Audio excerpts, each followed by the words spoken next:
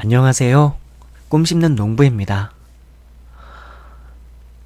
오늘도 제가 쓴 책, 신은 살아있습니다. 12번째 챕터 읽어드릴게요.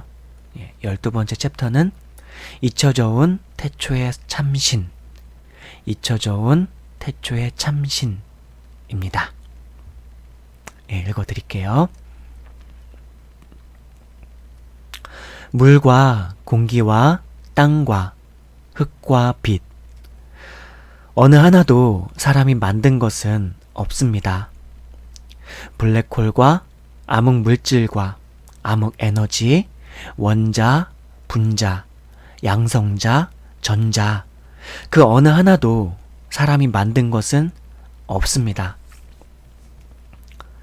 우리네 사람들은 존재하고 있었던 자연 만물들의 이치들을 얼마간 발견하였고, 또 그 성질에 맞게 지혜를 내어 응용하며 사용하여 왔을 따름이었지요. 그런데 신비롭게도 사람이 존재하기 시작할 때 즈음에는 이 모든 것이 이미 준비되어 있었습니다.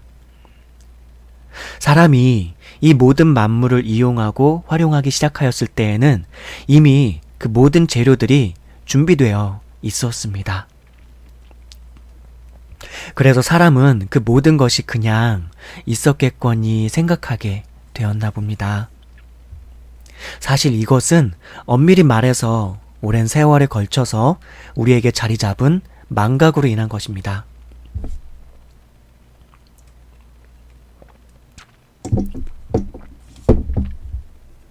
우리 중 어느 누구도 태초에 무슨 일이 있었는지를 확연히 아는 사람은 없습니다.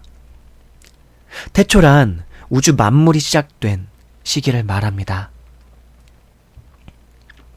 태초에 어떤 일이 일어났는지는 우리가 확연히 알 수는 없지만, 태초 이후에 인류가 번성하기 시작할 때부터 이미 인간들은 신을 의지하고 있었습니다. 오늘날 현대를 살아가는 많은 사람들이 신의 존재를 입증할 수 있냐고 따져 묻는 것과는 달리, 우리가 유적들을 통해, 문헌들을 통해 파악하고 연구하여 알아볼 수 있는 선사시대나 인류 초기 때부터도 본래 인간들은 신이라는 존재를 의지하고 신의 존재를 믿고 있었습니다. 고대 문헌들과 우리가 흔히 알고 있는 고대 역사에 관한 기록들이 그렇게 전해주고 있습니다. 다만 그러한 신이 어떤 존재인지에 대해서는 제각각이었고, 제각각인 만큼 매우 여러 형태의 신을 그 신의 실체와는 관계없이 각 지역과 족속의 특성에 따라 각기 자기 방식대로 의존하고 있었지요. 인류의 역사를 시기적으로 나누어 볼 때 만물과 생명체들이 그냥 스스로 존재하여 시작되었다고 생각하게 된 시기는 매우 최근의 일입니다. 만물과 생명체들이 그냥 스스로 존재하여 시작되었다고 이렇게 보고 있는 이제 어떤 관점은 자연 발생론적 관점이죠. 본래부터 인간은 신을 의존하는 의존적 존재였습니다. 단지 태초의 창조주 하늘 아버지와 어긋나버린 아담 이후로 최초의 인간 부모인 아담과 하와로부터 입에서 입으로, 말에서 말로 전해 내려오던 그 창조주 하늘 아버지에 대한 온전한 기억들은 점점 희미해져 갔습니다. 믿기 힘들어지기도 했을 것입니다. 첫사람 아담 이후 수천 년이 지난 후에는 노아의 홍수로 태초에 관한 하나님과 사람의 이야기는 마치 설화인 것처럼 여겨지게도 되었을 겁니다.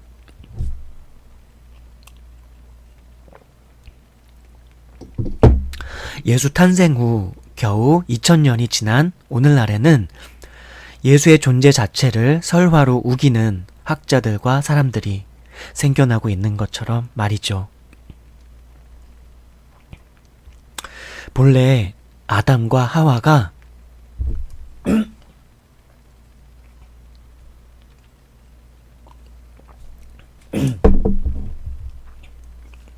본래 아담과 하와가 온 인류의 첫 조상인 것은 맞지만 노아 시대에 있었던 홍수로 인해 온 인류 중에 살아남은 인류라고는 노아와 그 가족뿐이었습니다. 결국 노아와 그 가족이 인류의 직접적인 조상이 되었습니다. 그 노아의 후손들은 할아버지인 노아와 아버지였던 셈과 함과 야벳에게서 창세 시대에 관한 이야기를 들었을 테고, 그 이후로 태어나는 인류는 인류의 조상들에 대해서, 큰 홍수에 대해서, 첫사람 아담과 하와를 지으신 창조주 하나님 아버지에 대해서 다시 입을 통해 들어서 알게 되었을 것입니다. 그리고 그 흔적들에 대해서는 여러 변형된 형태나 과장되고 조작된 형태로 설화나 신화의 형태로 구전되었을 수도 있을 테지요. 잘 읽기 좋아하고 듣고 싶은 것만 들으려 하고 보고 싶은 것만 보려 하는 우리네 인류가 흔히 그러하듯이 세월이 지나다 보면 홍수를 내리셨던 창조주 하나님에 대해서도 직접 보고 경험한 것도 아니었고, 할아버지와 아버지들을 통해서 들은 그 태초 시기에 대한 이야기는 오히려 점차 후손으로 이어져 가며 더 신비스러운 설화처럼 혹은 진짜가 아니었을 것처럼도 여겨지게 되었을 것입니다.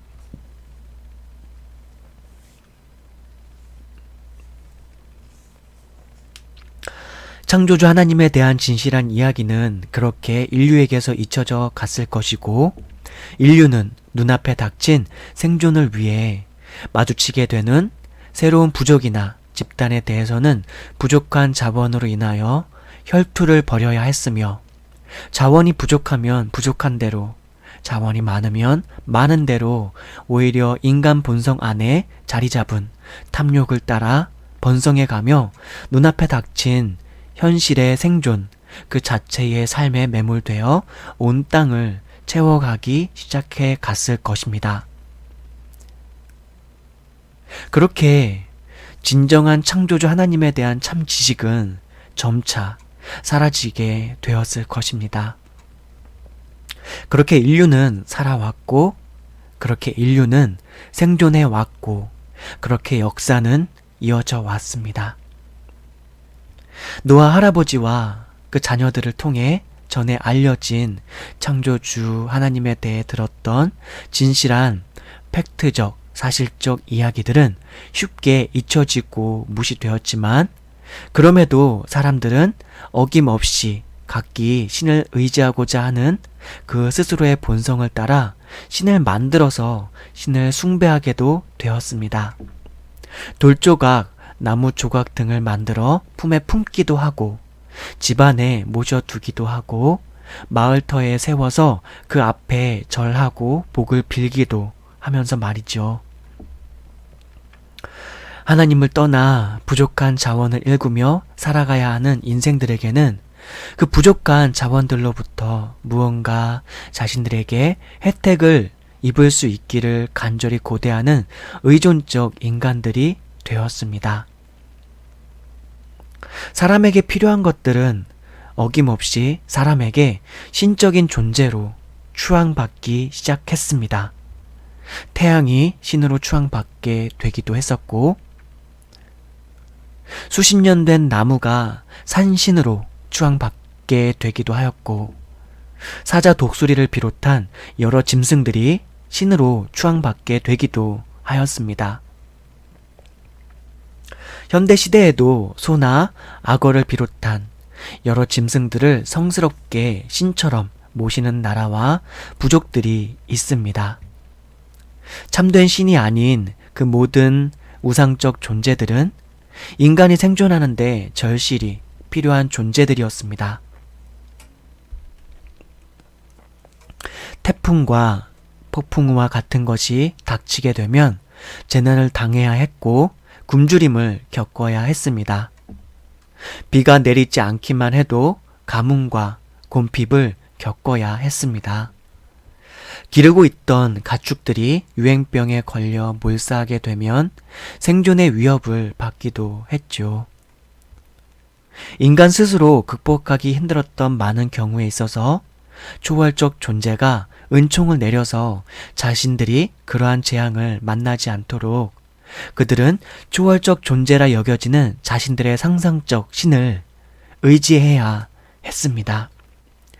그 신들은 진정으로 존재하는 신이라기보다는 인간 스스로 두려워하여 상상하여 만들어낸 인간보다는 뛰어나고 인간들을 불행과 재앙들로부터 건져줄 수 있는 전능한 존재로서의 신들이었습니다.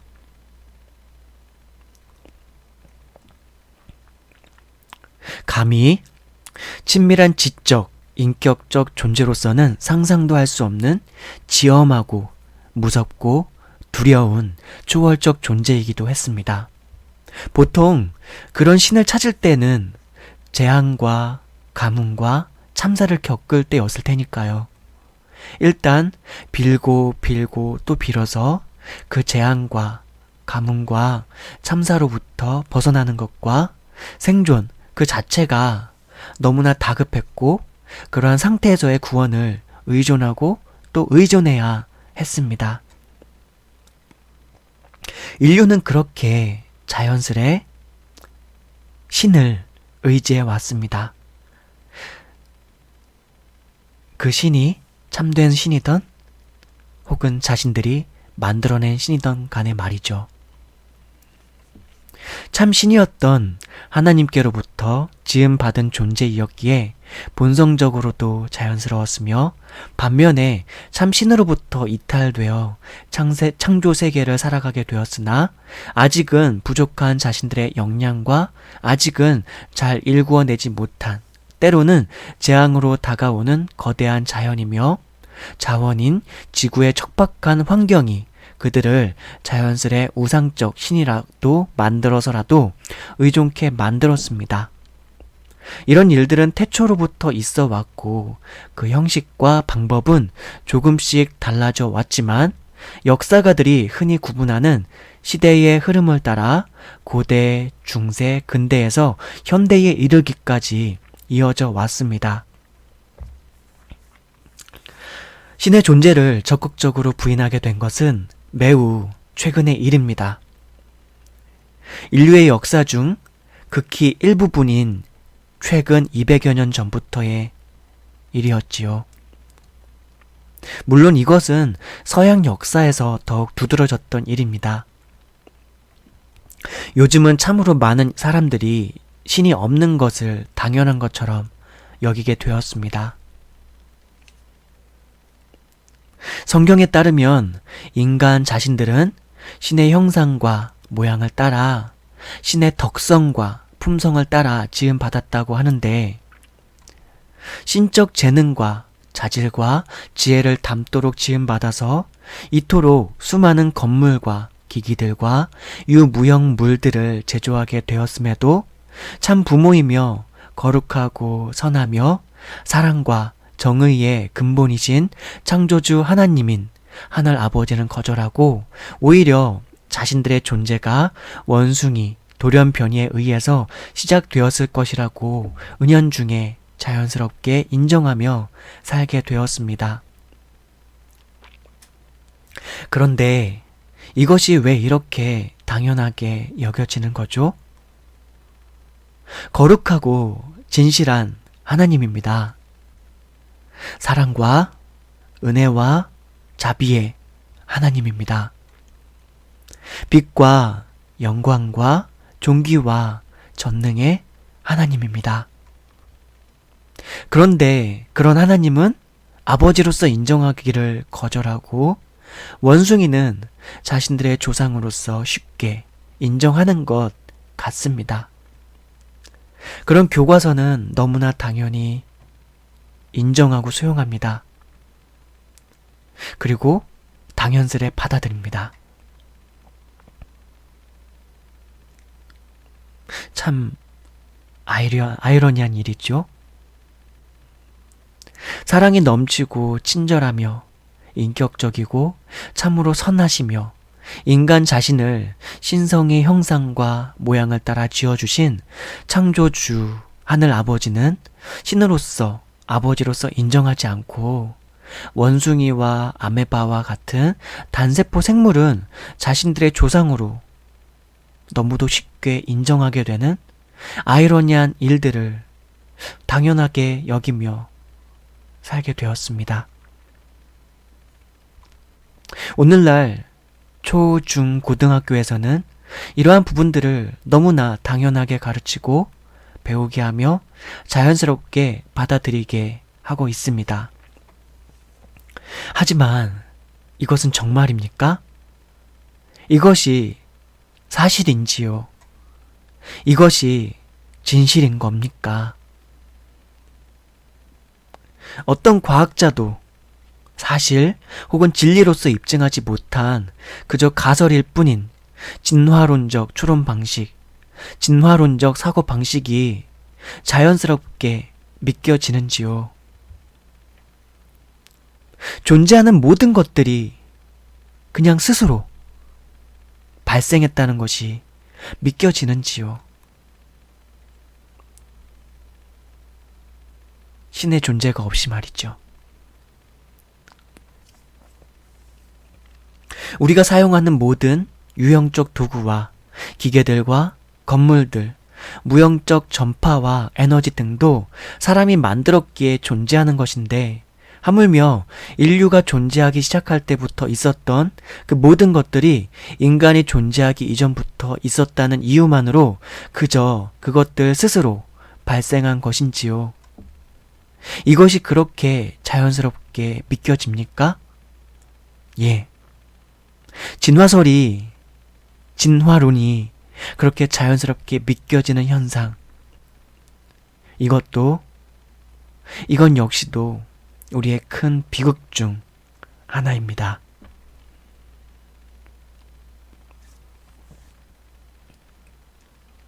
네, 여기까지가 일단 12챕터 잊혀져 온 태초의 신, 본문 내용이었습니다. 역시나 이번 챕터에도 이 본문 주제와 내용들을 성경을 통해서 한번 더 깊이 묵상할 수 있도록 제가 성경 구절들을 첨부해놨죠. 우리 한번 성경 구절들도 한번 읽어보면서 이 본문 챕터와 어떤 관련이 있는지도 한번 생각해 보도록 할까요? 네. 로마서 3장 23절 말씀. 모든 사람이 죄를 범하였음에 하나님의 영광에 이르지 못하더니. 이번 챕터의 주제는 잊혀져 온 태초의 신이었습니다. 창조주 하늘 아버지께서 저 태초의 시기로부터 존재했었고, 그리고 본래 인류 첫 조상이었던 아담이 있었고, 그리고 노아가 또 있었죠. 근데 인류의 첫 직접적인 조상은 노아였습니다. 그렇죠? 그런데 아담이 범죄한 이후로 노아까지 이르기까지 어마어마하게 시간이 많이 흘렀죠. 어마어마하게 많은 시간이 일단은 흘렀습니다. 그러면서 본래 아담과 하와로부터 들었던 하나님에 관한 지식이 있습니다. 그 하나님에 관한 지식들을 입에서 입으로 들었겠죠. 그쵸? 입에서 입으로 듣고 그리고 하나님이란 분이, 우리가 지금 이렇게 하나님이라고 부르고 있는 명칭 그 당시에는 없었을 겁니다. 이것도 우리 대한민국이라는 나라에서 하나님이라고 이렇게 지칭하고 있는 것이고요. 그러니까 성경을 통해서 알려진 하나님의 이름은 자음만 알려져 있어서 정확하게 부를 수는 없지만 야훼, 혹은 우리가 이제 또다시 이제 합성한 단어로서 그게 아도나이, 퀴리오스, 제노바 맞나? 해서 그 하나님의 그 출애굽기에서 나왔던 자음 네자에다가 모음을 붙여가지고 여호와라고 이제 번역을 해놓은 여호와라고 하는 칭호가 있는데, 어쨌든 그 당시에는 그런 칭호조차도 없을 당시였을 때일 거예요. 그러나 어쨌든 인간은 하나님을 알고 있었죠. 태초의 시기에는. 그러나 세월이 흐르고 입으로만 들었잖아요. 그리고 인간들은 그 하나님과 교제할 수도 없었고 소통할 수도 없었죠. 그냥 막연하게 그 아담의 자식 중에서 아벨이 있었고, 그리고 아벨은 이제 가인에게 살인을 당하잖아요. 살해당하잖아요. 예. 그런 다음에 이제 셋이라고 하는 인물이 있었죠. 그리고 셋으로부터 어떻게 보면은 어떻게 보면 믿음의 후예들이, 예, 하나님을 믿고 있는 신앙적 후손들이 더 내려오기 시작하긴 합니다. 예, 셋의 후손들로부터. 노아도 셋의 후손이었고요. 예, 그렇게 내려와서 셋을 통해서, 예, 하나님에 대해서, 물론 가인을 통해서도 하나님에 대해서는 그 후손들에게 들려져 왔을 거예요. 예, 그런 어쨌든 입에서 입으로 들으면서 그렇게 예배를 드리는 지파들이 있었는데 그게 셋의 후손이에요. 셋의 후손. 그래서 아담의 그 많은 자식들 중에서 물론 그 여러 자식들이 이제 그 창세기 보면 나오긴 하지만 특별히 가인이라고 하는 인물, 아벨이라고 하는 인물, 그리고 셋이라고 하는 인물이 특별히 세 명이 더 강조돼서 나오는 것은 그들이 그 창세 시대에 있었던 사건들 중에서 큰 중요한 사건들에 등장하는 인물이기 때문에 그렇게 셋이 지칭이 돼서 나온 거예요. 막 첫째니 둘째니 셋째니 그리고 뭐 넷째니 다섯째니 뭐 해가지고 그 다음에 더 낳지 않은 게 아니라 더 많은 사람들을 아담과 하와가 낳았어요. 900살을 살았잖아요. 900살. 예. 그랬단 말입니다. 그러니까 창세기를 가지고 연대를 측정한다거나 창세기를 가지고 문자적으로만 어떤 연대라던가 그런 거를 측정을 해가지고 창세 시기는 지금으로부터 뭐 6천년 전이다. 그런 해석이나 그런 분석은 좀 조심해야 될 것 같고요. 그거는, 예, 그렇게 단정 지을 수 없는 부분들이 많이 있습니다. 그러나 그렇다고 해서 막 과학자들이 얘기하는 것처럼 우주의 시기가 몇 억 년이다, 막 수억 년, 수억 광년 뭐 그런 시간으로 해가지고 시간의 개념으로 해가지고 뭐 하는데 그것조차도 우리는 알 수가 없는 것입니다. 그러니까 저는 책에서 표현할 때 태초라는 시간을 특정 짓지 않았고 우리가 우리가 파악할 수 없을 만큼의 시간이다 일단은. 그러나 그 시간이 언제인지는 알 수는 없고 특정 지을 수도 없다. 왜? 과학자들이 지구의 나이를 45억 살로 보고 있지만 그거는 지금 현대 시간 개념에서 현대에 존재하는 우리가 살고 있는 이 시간 속에서 태양 주위를 지구가 공전하고 있는 이 공전의 속도와 공전의 주기를 바탕으로 해서 시간 개념을 정한 설정이었기 때문에 그런 것이지, 이 태초의 시기에는 우주 만물에 존재하는 혹성과 존재하는 만물의 그 시간 개념이라는 건 전혀 다른 차원의 일들입니다. 다만 오히려 다시 또 빅뱅이라고 하는 것들을 태초의 시기에 빅뱅이라고 하는 사건이 있었을 것이라고 추정하는 어떤 과학자들의 논리에 따라서도 빅뱅이라고 하는 그 사건이 빵 터졌을 때에도 그 시간에 그 물체들이 움직이는 것과 그 시간들의 시간 개념이라는 것 자체가 지금의 시간이랑은 너무 다른 차원의 개념이에요. 네. 제가 뭐 앞 챕터 중에서 한번 빛에게 있어서의 시간 개념과 하나님께 있어서의 시간 개념이 너무나도 차원이 다르다. 그러니까 빛에 있어서의 시간 개념, 그리고 인간에게 있어서의 시간 개념, 하나님께 있어서의 시간 개념 자체가 되게 차원이 다르다라는 걸 제가 상세하게 설명해 드린 적이 있거든요.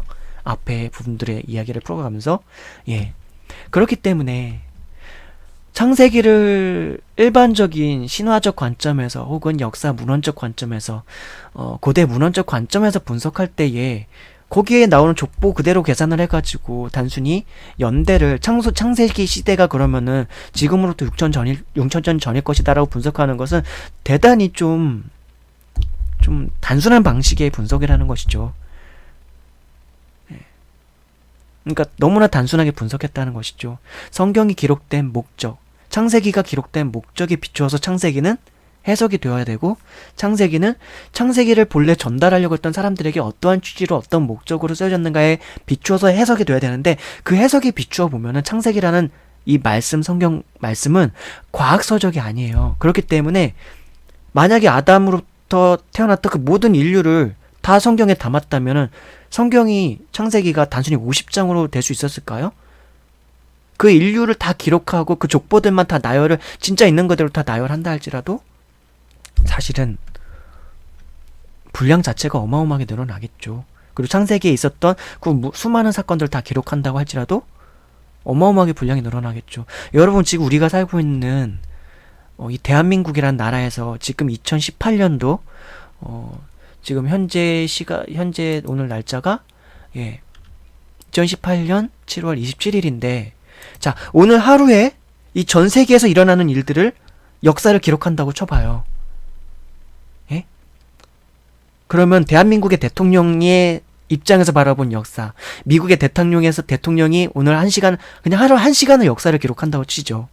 그러면 대한민국 대통령, 문재인 대통령의 시각에서 살아본 1년의 시간의 역사, 하루에 1시간의 역사, 뭐 트럼프 대통령의 하루 1시간의 역사, 김정일 국방위원장인가요?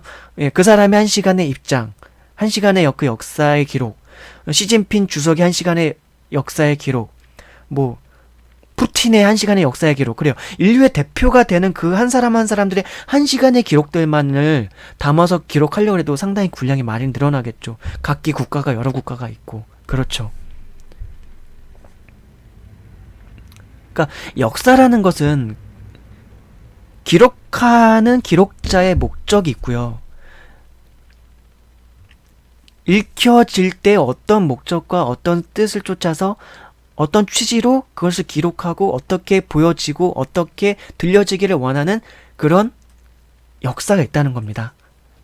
그런 취지하에서 어떻게 보면은 역사의 기록이기도 하고 사실의 기록이기도 하나, 되게 오랜 세월을 함축적으로 짧게 요약해서 기록한 문서가 창세기라는 거죠.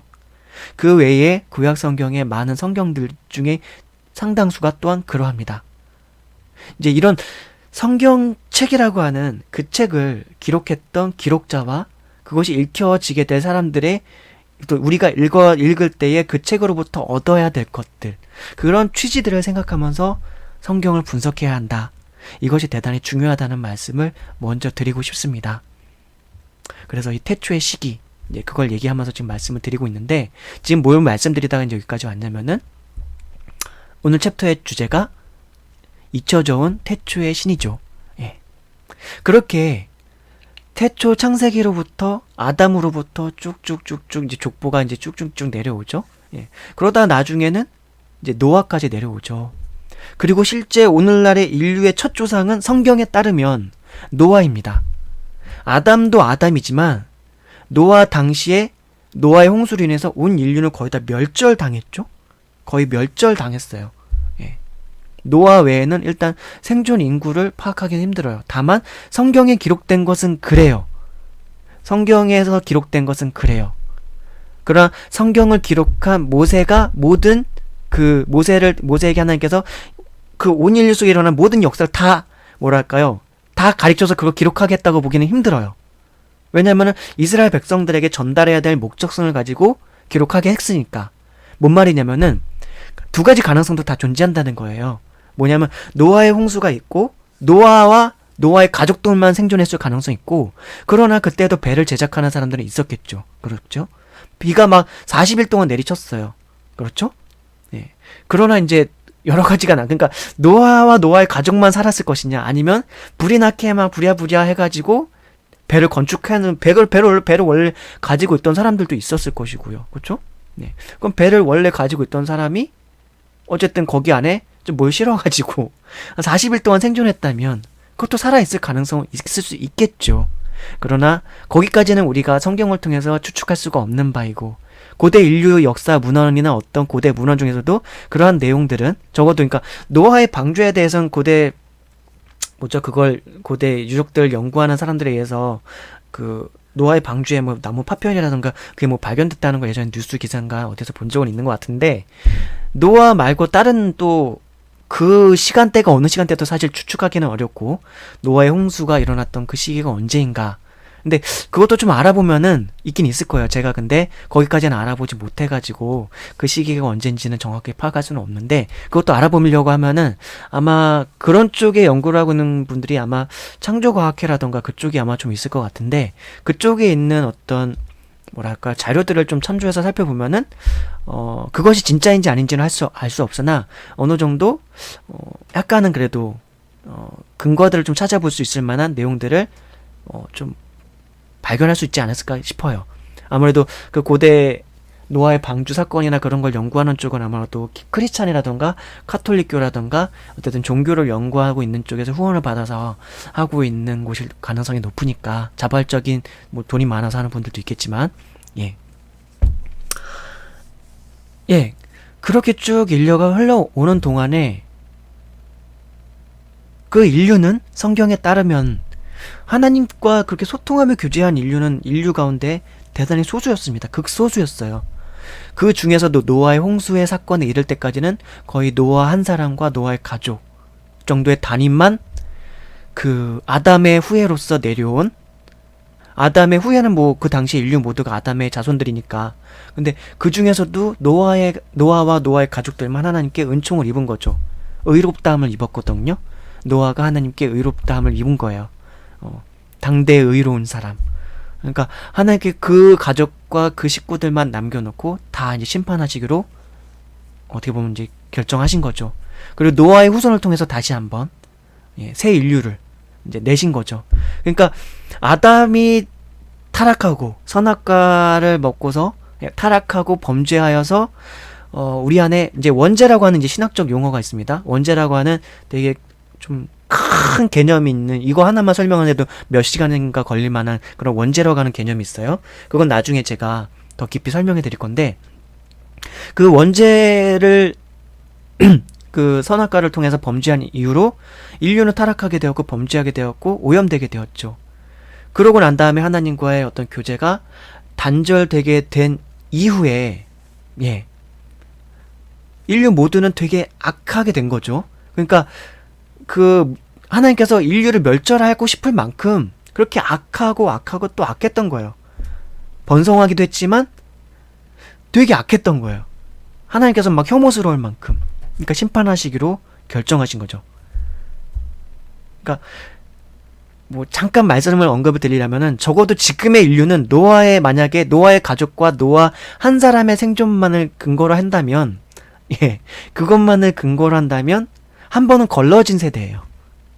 뭔 말인지 좀 걸러졌다는 표현이 좀 너무 좀 가혹하다는 표현일 수도 있겠지만 한 번은 유전자적으로는 걸러진 세대란 말입니다. 그러니까 그 첫 세대의 인류 중에 아담이 범죄하고 하와가 범죄한 이래로 그 죄인으로서의 유전자도 있었잖아요. 그리고 선인으로서의 유전자도 있었겠죠. 우리가 이제 오늘날의 과학에서 유전자라는 걸 알고 있잖아요. 부모 엄마 아빠를 닮아서 이런 성격, 뭐 육체적인 성격, 뭐 육체적인 여러 가지 부분들, 성격적인 여러 가지 부분들까지 막 닮아서 태어나잖아요, 우리 인간들은. 그러니까 죄적인 성향도 닮아서 태어나겠죠. 그리고 아담이라는 존재는 첫 사람으로서 원래 하나님의 형상에 되게 근접하게 지음받은 사람이었는데 범죄했기 때문에 그 파괴된 것들도 사실은 그 내면 속에서 그 존재 성 속에서는 되게 크단 말이에요. 아담 자체는 나름대로 하나님을 가장 직접 대면해서 살았던 사람이었기 때문에 나름대로 신실하게 살았을 수도 있겠죠. 범죄하고 난 이후에도. 그러나 그 이후로 태어나는 인류는 스스로 막 범죄를 살인행각을 인류 첫 살인사건이 가인의 살인사건이잖아요. 가인과 아벨의 사건에서 가인이 아벨을 죽이는 사건이잖아요. 인류 첫 살인사건이. 그 살인을 누가 가르쳐 준 적도 없어요. 근데 살인사건이 일어나요. 본래 선하게 지음 받았음에도 아담과 하와가 범죄한 이해로 하나님을 떠나게 되니까 그 인간 안에서 죄악이 더 범람하기 시작하는 거죠. 인간 안에서 이 죄악의 그 경향성들이 더 확장되고 더 크게 영향력을 갖게 되는 거예요.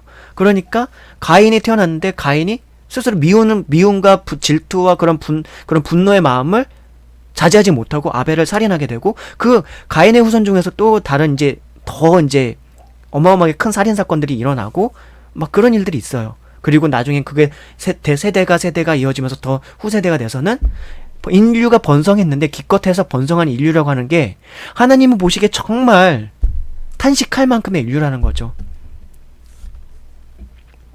그러니까 심판을 하셨던 겁니다.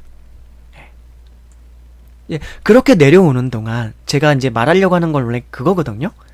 그렇게 내려오면서 인류는 자연스럽게 하나님과 멀어지게 되었고 그 하나님이란 존재는 잊혀지게 되고 그냥 살아가는 동안, 일상을 살아가는 동안 뭐 농사를 짓던 목축을 하든 뭐 응? 가축 뭐 때를 뭘 하든 그때 당시 시대 어떻게 그때 당시에 좀 지금 제가 기억하기로는 이건 다시 한번 읽어봐야 되는 내용인데 철이 존재했어요. 철이라고 하는 게 철. 예. 창세 시대에 철이라고 하는 게 존재했어요. 그래서 창세기 2장인가 3장인가 4장쯤에 내려보면은 그 이제 후예들이 나오는데 거기에서 철을 만들고 철을 다루는 사람의 조상이라고 하는 게 창세기에 있었어요. 창세기에. 그러니까 노아의 홍수 사건 전부터 이미 철을 사용하거나 그런 게 있었던 것이죠. 철이라던가 뭐 청동기라던가. 예. 그런다고 해서 우리가 청동기라던가 철기가 사용됐던 것들을 지금 고대 그런 문헌 그죠 유적학자들이 청동기 시대, 철기 시대 나눈 그런 개념의 그 시간을 그 창세 시대라고 볼 수는 없는 겁니다. 그때에 사용하던 그 철이 지금까지 발견됐다고 볼 수는 없는 거거든요. 네. 철기, 청동기가 그때 사용됐으니까, 아, 그때는 지금, 그러면은 뭐, 신석기 시대, 뭐, 신석기 시대가 아니죠. 뭐, 하여튼, 지금 다 잊어버려가지고, 청동기 시대, 뭐, 철기 시대, 그럴 것이다, 막, 그렇게 추측하는 것은 아니라는 거예요. 아닌 건데, 지금 어쨌든 제가 원래 설명드리려고 하는 거는 이 주제와 관련해가지고, 그렇게 인류 중에서 하나님께 예배하는 그 사람들은 극소수만 남게 되고, 거의 대부분의 인류는 그냥 그 악한 본성을 따라 살아가는 별별 일들이 다 있었다니까. 살인도 그렇고 막 하나님이 보시기에 거룩하신 하나님이 보실 때에 정말 그냥 감당하기 힘든 만큼 그러니까 이제 심판하시기로 작정하고 노아에게 이제 노아의 방주를 지으라고 하고 홍수 심판을 이제 준비하시는 거죠. 그러니까 그렇게 오면서 자연스럽게 인류는 하나님께 대해서 잊혀지게 됐다는 게 이번 챕터의 사실은 본질적인 내용이에요. 예. 그러면서 자연스럽게 우상이라는 걸 만들어내고 하나님께로부터 이탈되고 하나님과 교제하지 못하고 신성인 하나님을 체험하지 못하면서 살아가니까 하나님에 대해서는 자연스럽게 잊혀졌고 그리고 인류는 살아오면서 자기가 겪게 되면서 자기가 살아오면서 자기가 두려워하게 될 만한 어떤 초자연적인 재난 앞에서 그런 것들을 이제 우상들로 섬기기 시작했던 거죠. 샤먼이라고 하는 어떤 우상 숭배적 그런 종교적 양식이 시작된 게 그때부터 아마 시작됐던 것일 것입니다. 아담으로부터 분명히 들었을 겁니다. 하와로부터 분명히 들었을 거예요.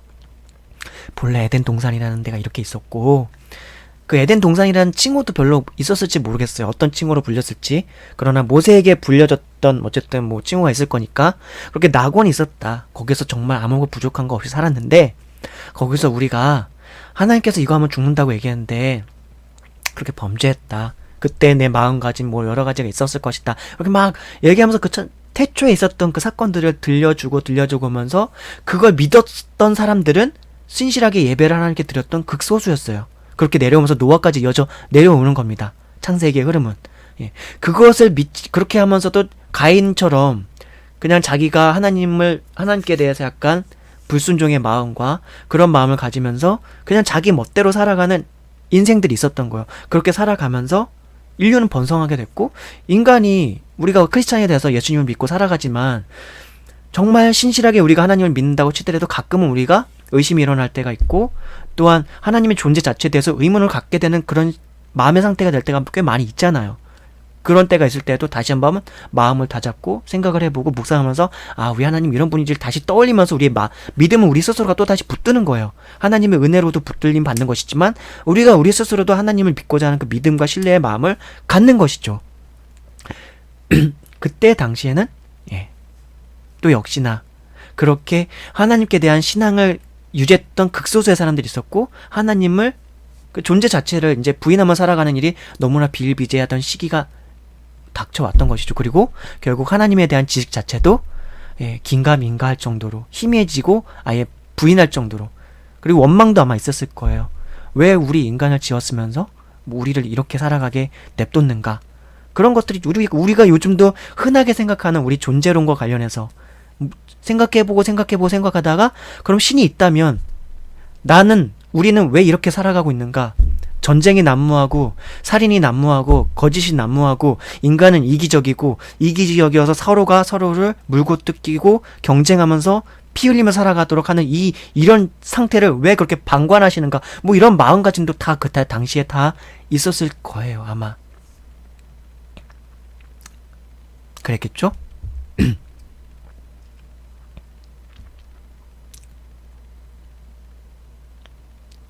그렇게 하면서 하나님께로부터 이탈된 그 상태 그 자체가 이런 것들을 더 가중시키기도 했지만 인간 스스로도 하나님을 떠났다. 이미 첫사람 아담과 하와가 그것을 택했고 그 후에였던 사람들도 그렇게 택했고, 그러나 아담과 하와가 있었지만 그 아담과 하와가 하나님께로부터 이탈돼서 자식을 낳았지만 그 아담과 하와가 하나님께 대한 설명은 그 자식들에게 해줬다. 그러니까 아벨이 하나님이 보시기에 그래도 흡족한 제사라는 걸 드린 거예요. 그러니까 아벨의 예물은 하나님께서 받으셨고, 그러나 가인은 그 삶에 있어서도 하나님 보시기에 악했던 거예요. 그러니까 가인이 드린 어떤 예전에 성경을 해석하는 입장에 있어서 아벨은 양이라는 피를 예물을 들었으니까 아벨의 제사는 받았고, 가인의 예물은 피가 아니었기 때문에 받지 않으셨다. 뭐 그렇게 해석하는 신학자들도 있었는데 그건 아니고 가인이라고 하는 사람 자체가 회개하거나 뉘우치거나 그런 사람 됨됨이에 있어서 하나님 앞에 제사를 드릴 때 그런 마음가짐 없이 그냥 그렇게 제사를 드렸던 거죠. 그러니까 하나님께서 지적하실 때 그렇게 하시는 거예요. 너는 너의 죄악을 다스릴지니라. 그렇게 하시면서 가인이 그렇게 불평하는 것에 대해서 그렇게 가르쳐 주시거든요.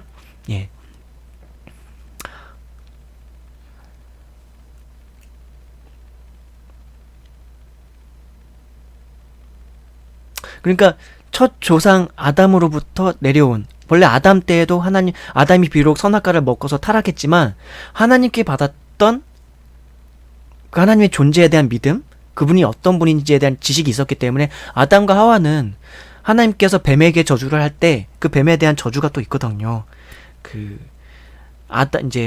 하와에게 뱀에게 여자의 후손이 너의 머리를 칠 거다. 근데 그게 왜 뱀한테 굳이 그런 얘기를 하겠냐고요.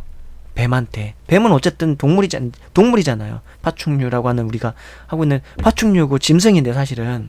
근데 그 뱀한테 하나님께서 저주를 하시는 거예요. 그것도 여자의 후손이라고 지칭하면서까지 저 훗날에 있을 일을 저주를 하세요. 너는 땅으로 기게 될 것이고, 근데 그것만 있는 게 아니라 여자의 후손이 너의 머리를 칠 것이다. 아니, 뱀의 머리를 치는 게 뭐가 그렇게 대단하다고, 뱀 한 마리 죽이는 게. 근데 그 얘기를 하시는 게 사실은 뱀의 너머에 있는, 뱀의 뒤에서 뱀을 이용했었던 그 사탄에 대한 사실은 하나님의 저주이고 심판에 대한 예언이었던 것이죠. 그러니까 얘기를 하자면서 제가 자꾸만 더 설명이 이어지는 것은, 이 설명을 안 해드리면은 또 다르게 오해를 하실 것 같으니까 제가 더 설명을 점점점 부연해서 해드리는 거예요. 본래 얘기하려는 처음에 취지는 태초로부터 아담으로부터 노아까지 이어져 내려오는 동안 인류부터 본래 아담과 하와에게 있어서는 하나님이라는 존재는 영적 존재이시지만 그냥 인지가 되는 존재였어요. 그 하나님의 영광과 존재성과 그 성품과 그 마음과 그런 것들이 인지가 되는 존재였단 말이죠. 그러나 범죄하고 난 다음부터는 하나님과 이탈되게 되었고, 하나님으로 떠나게 되었으니까 생명의 근원이신 그 생명 그 자체이신 하나님께로부터 이탈되는 건 뭐다? 사망이다.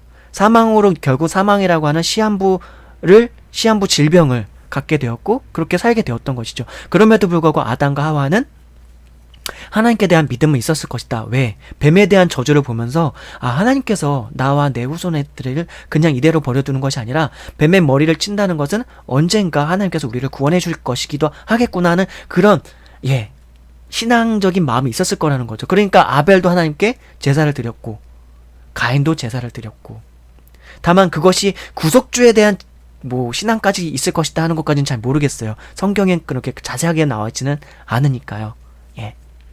그렇습니다.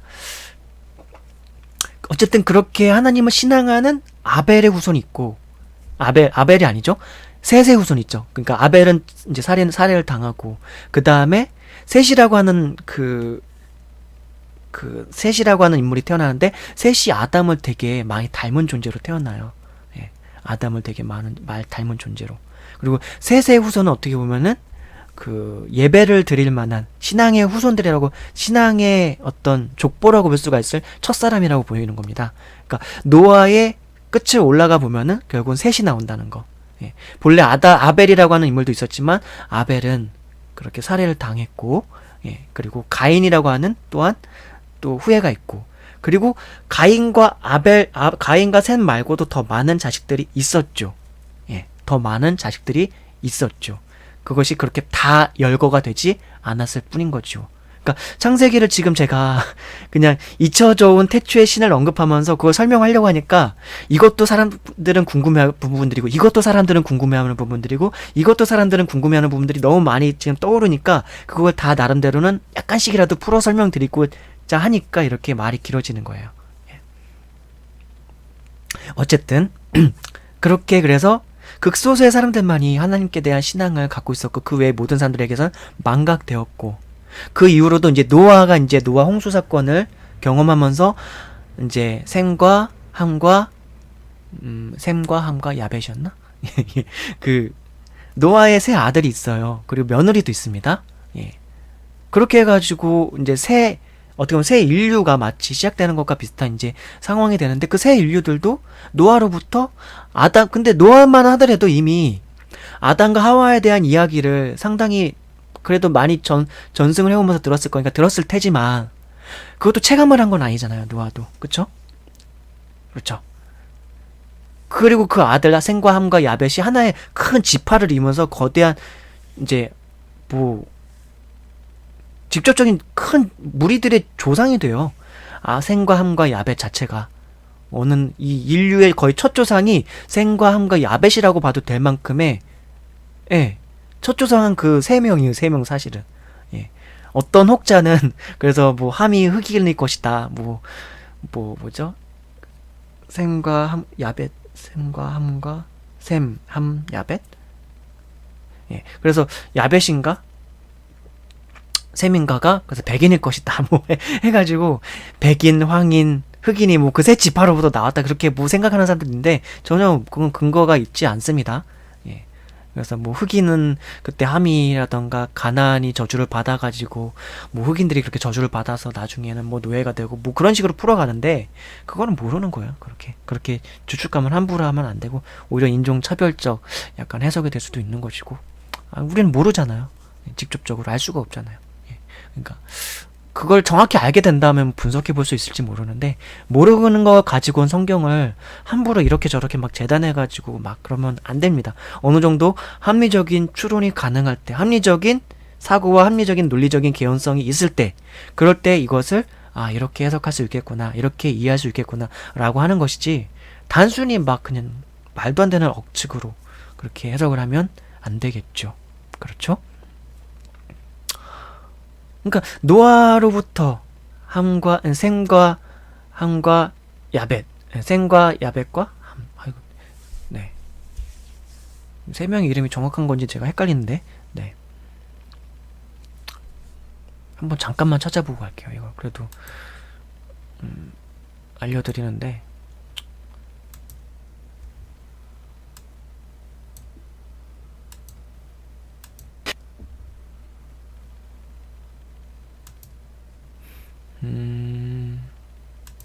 창세기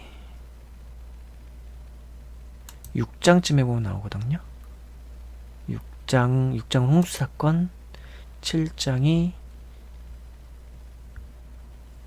그래도 이게 한번 영상을 녹음을 한 다음에 올려지면은 거의 그대로 쭉 계속 이제 올려져 있는 건데, 그래도 좀 이 세 아들의 이름이 맞네요. 셈, 함, 야벳 맞죠?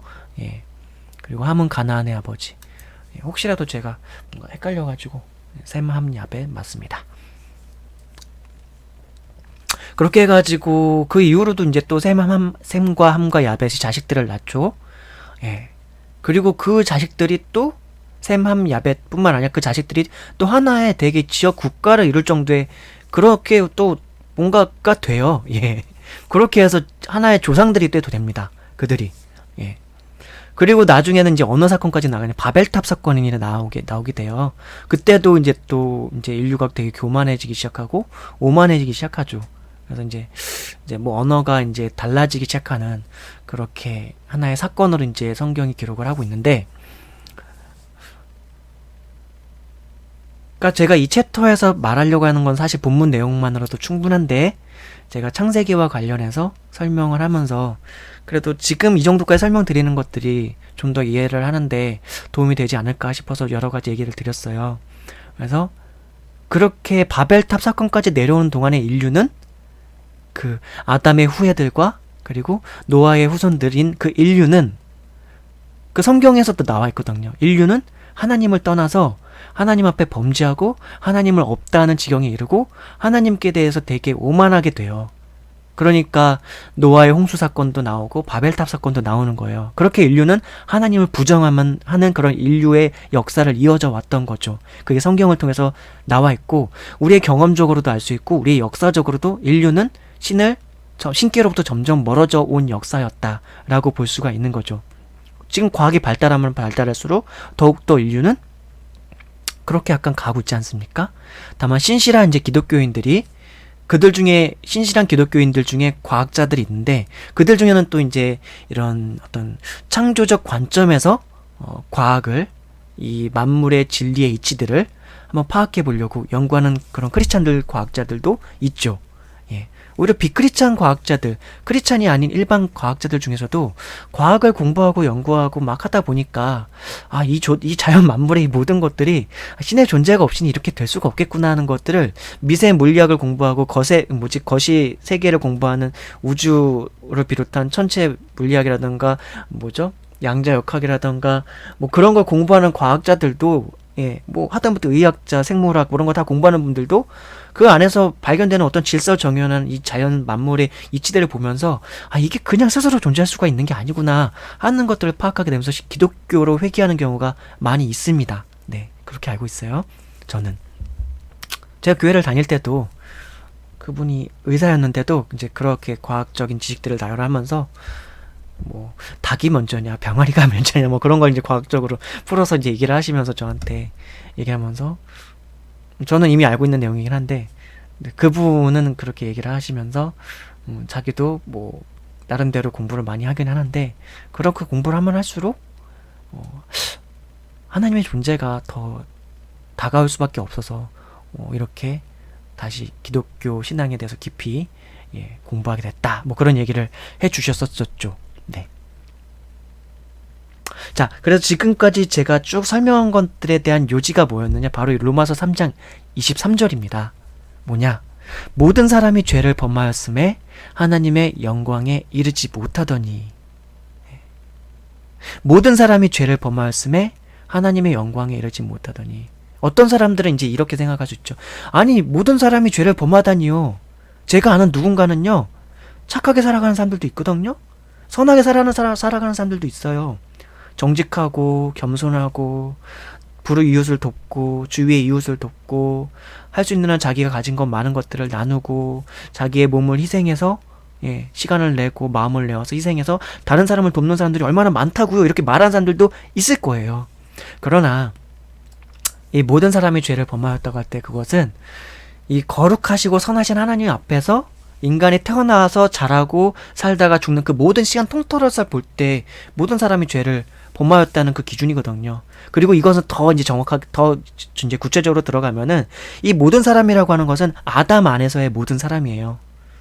뭔 말이냐? 이걸 이제 또 과학적으로 좀 설명해 드리자고, 과학적이라보다 어떤 의학적인 방식으로 좀 설명을 해 드리자면, 우리가 이제 부모로부터 우리가 유전되잖아요. 그러니까 유전적으로 어떤 것들을 닮아서 태어나잖아요. 그렇죠? 성격도 닮고 눈, 코, 입, 때로는 엄마, 아빠를 닮아서 어떤 부분은 엄마를 닮고 어떤 부분은 아빠를 닮고 어떤 부분은 또 성격은 이런 부분 또 닮고 그리고 성격도 이렇게 닮고 그렇게 닮아서 태어나는데 또 살아가면서 우리가 스스로 우리의 성격을 형성하죠. 가정교육을 받으며 친구와 만나며 학교에서 자라가며 그리고 직장생활, 뭐 군대를 경험한다, 군대를 간다던가, 혹은 그 나라 각 지역의 특색에 따라서 그쪽 지역에서 문화를 체험하면서 자라가면서 그것에 대해서 나의 자유의지와 나의 자유인격과 상호 반응하면서 나의 인격이라는 게 형성이 되어가요. 그렇게 나를 내가 만들어가죠. 태어나서 존재하는 그런 유전적인 성향도 있지만 자라가면서 내가 스스로 나를 만들어가는 또한 내가 있죠. 그렇죠? 그래요. 근데 이 모든 사람이 죄를 범하였음에 할 때 이 의미가 사실은 아담이 범죄한 그 순간으로부터 인류가 태어나는 아담과 하와가 범죄한 그 순간부터 인간 안에는 이제 죄가 자리 잡기 시작한 거예요. 그 죄가 뭐냐? 하나님을 거스르고자 하는 본능적 욕구예요. 이건 정확한 개념이 아니고 더 정확하게도 설명드릴 수 있는데 되게 광범위한 개념이라서 그렇게 설명드리면 이해가 안 될 것 같아서 그냥 간단하게 여러분들이 이해할 수 있도록 설명드리려고 한다면 죄라고 하는 건 하나님을 거스르고자 하는 의지적, 무의식적 상태예요. 되게 더 광범위하게 설명드리려고 하냐면 광범위하게 이 죄의 정의를 내려드리려고 하면은 하나님을 마음과 뜻과 성품을 다해서 사랑하려고 하지 않으려고 하는 상태. 그러니까 하나님을 적극적으로든 무의식적으로든 약간이라도 거스르려고 하는 그런 어떤 상태. 그게 지적인 영역도 될 수 있고 감정적인 영역도 될 수 있고 의지적인 영역도 될 수 있고 그런 어떤 상태를 말하는 거예요. 그런 상태. 그게 죄예요. 근데 아담과 하와가 하나님께 불순종하면서 자신의 자발적인 의지로 선악과를 택하고 뱀의 꿰매 넘어가서 혹은 뱀의 꿰매 순종을 해가지고 그 뱀의 배후에 있는 사단의 그런 꽹과 그런 유혹에 넘어가서 자기 스스로 하나님을 배도한 거예요. 배신하고 거역하고 불순종한 것이죠. 왜? 저걸 먹으면 하나님과 같이 될 거라고 생각하는 그런 어떤 탐하는 마음이 있었기 때문에 거기에 교만함과 오만한 마음까지도 자리 잡고 있었기 때문에 그렇게 범죄하는 마음을 갖게 됐고 그 신뢰의 마음이 어긋나는 순간부터 인간 안에는 하나님께로부터 그냥 잠재적으로 거룩하신 그 하나님 완전하신 하나님으로부터 이탈되게 되는 사건이 일어나는 거죠. 그리고 그 아담으로부터 태어나는 모든 그런 유전적인 성향들이 육체적으로든지 영혼적으로든지 아담과 하와의 후예로서 태어나는 온 인류잖아요. 그 온 인류는 하나님께 대해서 거스르고자 하는 어떤 본성적인 성향들을 갖고 태어나게 되는 거죠. 그게 원죄예요. 이걸 되게 간략하게 설명드렸는데 나중에 더 깊게 풍부하게 이걸 더 깊게 설명드릴 때가 있을 거예요. 되게 간략하게 설명한 개념이 이 개념입니다. 원죄라는 게. 그러니까 모든 사람이 죄를 범하였다는 건 아담이 범죄한 그 순간에 아담으로부터 태어날 그 수많은 인류 그리고 노아로부터 태어날 그 수많은 인류들은 이미 범죄한 유전자를 가지고 태어나는 거예요. 그래서 나는 원치 않는데 그 보이지 않고 존재하시는 그 거룩하시고 선하시고 사랑이 풍성하신 그 하나님이 싫은 거예요. 물론 좋아하는 마음도 있죠. 왜냐면 아담의 형상 속에서는 죄만 자리 잡은 게 아니라 죄는 티끌 같은 조그만한 거 있잖아요. 사실은 그 아담이 살았던 그 삶 중에서 죄라고 하는 건 선악과를 따먹었던 그 범죄밖에 없어요. 사실은 아담이 그 기록이 뭐 다 안 됐으니까 잘 모르겠지만 창세기 사건에서 일어났던 그 순간에서 아담과 하와가 범죄한 건 그거 하나였습니다. 물론 그 안에서 또 뭐 하와를 탓하고 뭐 그런 것들이 딱 연쇄적으로 이어지는 죄의 성향상 마치 바늘도둑이 소도둑 되는 것처럼 죄 자체가 되게 확장되는 성향이 있고 연쇄적으로 꼬리로 꼬리를 물면서 죄가 더 파괴적인 성향으로서 악으로 연결이 돼요. 그게 죄의 속성이에요. 그렇기 때문에 뭐 성경이 기록되지는 않았지만 또 다른 뭐 악행을 했을지 혹은 범죄했을지 모르지만 적어도 성경이 기록하고 있는 건 선악과를 따먹으면서 하나님께 대한 범죄가 있었고 또한 하와에 대해서도 미움의 마음이 생겼어요. 사실은 탓하는 마음이 있었고 분노의 마음도 또한 생겼을 수도 있어요. 왜? 하나님께서 물어보시니까 선악과 너 왜 먹었냐 그러니까 아담이 그렇게 말을 해요. 하나님께서 나에게 주신 이 여자 때문에 내가 이거 먹었습니다. 그렇게 말을 하거든요. 그러니까 두 가지가 다 돼 있어요. 하나님을 탓하고 여자를 탓해요.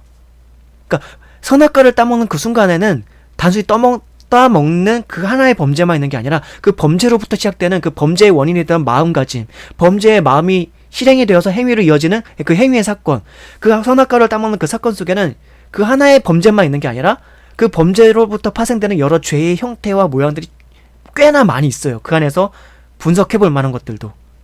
그것들은 나중에 한번 창세기를 1장을 제가 혹시라도 뭐 제가 강의를 해드릴 일이 있을지 모르겠지만 그것들을 같이 묵상하거나 나눌 일이 있을 때 깊이 있게 한번 창세기 1장부터 3장까지 나누게 될 일이 있을 때는 그것들을 한번 풀어서 낱낱이 한번 설명드릴 수 있도록 한번 해볼게요.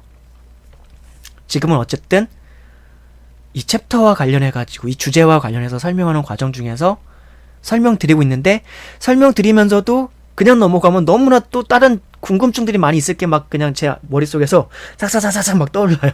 삭삭삭삭 떠오르니까 그것들은 그래도 안 나면 그냥 의문으로 계속 담면서 아 이건 있잖아, 이건 이랬잖아, 이건 이랬잖아 하면서 계속 의문으로 남겨놓을 만한 것들이 여러분들 안에서 생겨날 것 같아서 그런 하나하나들을 간략하게라도 설명하기 위해서 지금 이렇게 많은 것들을 설명드리고 있는 거죠. 그래서 이 로마서 3장 23절에서도 모든 사람이 죄를 범하였음에 하나님의 영광에 이르지 못하다니, 그러니까 이 아담 안에서 모든 사람이 죄를 범한 거라고 볼 수도 있는 거예요. 비록 태어나는 이유로 태어나는 모든 사람들은 태어날 땐 죄를 범하지 않은 것 같은데 아담 안에서 그런 모든 유전적인 기질 자체가 죄를 범한 것과 같은 상태로 태어나고, 실제로 태어나서 자라면서 우린 마음속에서 늘 미움의 마음, 하나님이 사랑인 존재이시잖아요. 거룩한 존재이시잖아요. 그리고 그분께서 십계명을 비롯해서 모세를 통해서 예수 그리스도를 통해서 우리에게 가르쳐 주신 하늘 백성으로서 마땅히 살아갈 어떤 윤리라던가 도덕적인 어떤 윤리라던가 하나님의 사람으로서 살아갈 어떤 마음가짐, 상태의 온전함을 예수 그리스도를 통해서 가르쳐 주신 것들이 있어요. 그게 어느 정도 경지까지 가냐면은 마음으로 음란한 마음을 품지 말고, 그리고 미움의 마음을 품지 말고, 분노를 내지 말고 원수를 사랑하기까지 가는 그런 마음가짐이에요. 사실은 하나님께서 보시는 하나님의 백성이라면 마치 살아갈 어떤 마음의 상태라고 하는 것은 그런 거예요. 그게 이제 어디 잘 나와 있냐면 마태복음 5장에서 8장을 읽어보시면은 아 하나님의 백성이 이래야 되는구나 하는 것이 거기에 잘 나와 있습니다. 겨우 3장에 겨우 3장에 다 어떻게 보면은 성경의 모든 것을 통틀어 가지고 그 마태복음 5장, 6장, 7장, 8장에서 하나님의 예수 그리스도를 믿는 하나님의 백성들이라면 마땅히 살아가야 될 도리에 대해서 거기에 가장 간략하게 잘 요약이 돼 있어요. 그래서 산상수훈이라고 하기도 하고 뭐 황금율이라고 하는 그 계명도 그 안에 있고, 그래서 나중엔 궁극적으로 예수님을 정말 많이 사랑하게 될 때 이르러야 될 우리가 수준이라는 것은 바로 거기까지 이르러야 되는 거예요. 이제 지금 이런 내용들은 처음 만약에 기독교라던가 이런 성경 말씀들을 듣거나 이 책을 접하거나 혹은 기독교 사상이라던가 기독교 말씀을 듣는 분들은 이해가 안 가실 거예요. 얘가 뭔 얘기하나. 그러나 성경을 좀 접하고 교회 생활하는 몇 년 이상 해온 분들이라면은 그때 산상수훈이라던가 마태복음 5장에서 8장에서 나오는 그런 내용들이 그렇게 어마어마한 말씀이었어야 하는 것들을 조금은 느껴지게 될 수도 있을 것 같아요. 어쨌든 나중에 그런 모든 것들을 제가 다 알려드릴 거예요. 앞으로 제가 남은 생애 동안 제가 가장 하고자 하는 것들은 바로 이 성경과 성경 속에 담겨있는 이 복음의 보석들을 여러분들에게 전하고 싶은 것이거든요. 네. 그러니까 아담 안에서 모든 사람이 죄를 범하였다는 의미를 제가 설명드리고 있는데, 이게 또 제 얘기만 있는 게 아니라 저쪽 바울 서신에서 보면 사도 바울이 그렇게 설명을 해주고 있어요. 그러니까 이거는 제가 사도 바울이 그렇게 해석해줘서 알게 된 것도 있을 수도 있긴 한데, 저도 성경을 이해해 가다 보니까 사도 바울처럼 이해를 하게 되게 되는 거예요. 뭔 말이냐면은, 사도 바울도 제가 그 구절이 어느 구절인지 생각은 안 나는데, 이렇게 설명하고 있어요. 정말로. 그러니까, 아담 안에서 온 인류가 범죄하였다, 이미. 근데 그 사람은 사실 유전이라던가, 뭐 그런 거를 알지 못하는 사람이거든요. 우리는 이제, 뭐 이런 유전자에 대해서 알게 된 거, 그리고 뭐 그런 것들을 통해서 알게 돼가지고 인간이 부모를, 물론 그냥 본능적으로도 우리는 인간이 자식들이 부모를 닮는다는 걸 알고 있지만, 오늘날에 우린 과학을 통해 가지고 어떤 것들에 의해서 우리가 이런 것들에 의해서 이런 부분은 부모님을, 엄마 아빠를 닮고 이렇게 해가지고 그런 걸 알잖아요, 나름대로 의학적 지식으로. 근데 사도 바울은 그런 걸 아님에도 불구하고 첫 세대의 첫사람이었던 아담 안에서 모든 인간이 범죄하였고, 그 이후로 태어났던 모든 인간이 하나님 안에서 이미 그냥 뭐랄까요, 본질적인 성향에서 태어나기 이전부터도 그런 유전적인 결함을 태어나고 그런 것을 갖고 태어나고요. 유전적인 결함을 갖고 태어나고, 아울러서 동시에 살아가면서도 우리는 자범죄를 짓잖아요. 스스로 마음적으로든지 행위에 있어서든지 말에 있어서든지 우리는 죄를 짓잖아요. 그렇죠? 그런 죄가 없는 사람을 저는 들어본 적이 없습니다. 예. 예. 다 있습니다. 어떠한 선한 사람이라도 그 안에 하나님께서 하나님을 거스릴 만한 성향과 그 존재성이 있습니다. 네, 뭐 그거까지 더 어떻게 그걸 파악할 수 있느냐까지도 더 설명을 드릴 수 있긴 한데 거기까지 가면 너무 장황하게 이 챕터의 주제와는 너무 벗어난 마치 알쓸신잡이 되는 것처럼 쭉쭉쭉 가니까 그래도 맥은 잡고 가야죠. 네. 로마서 3장 23절.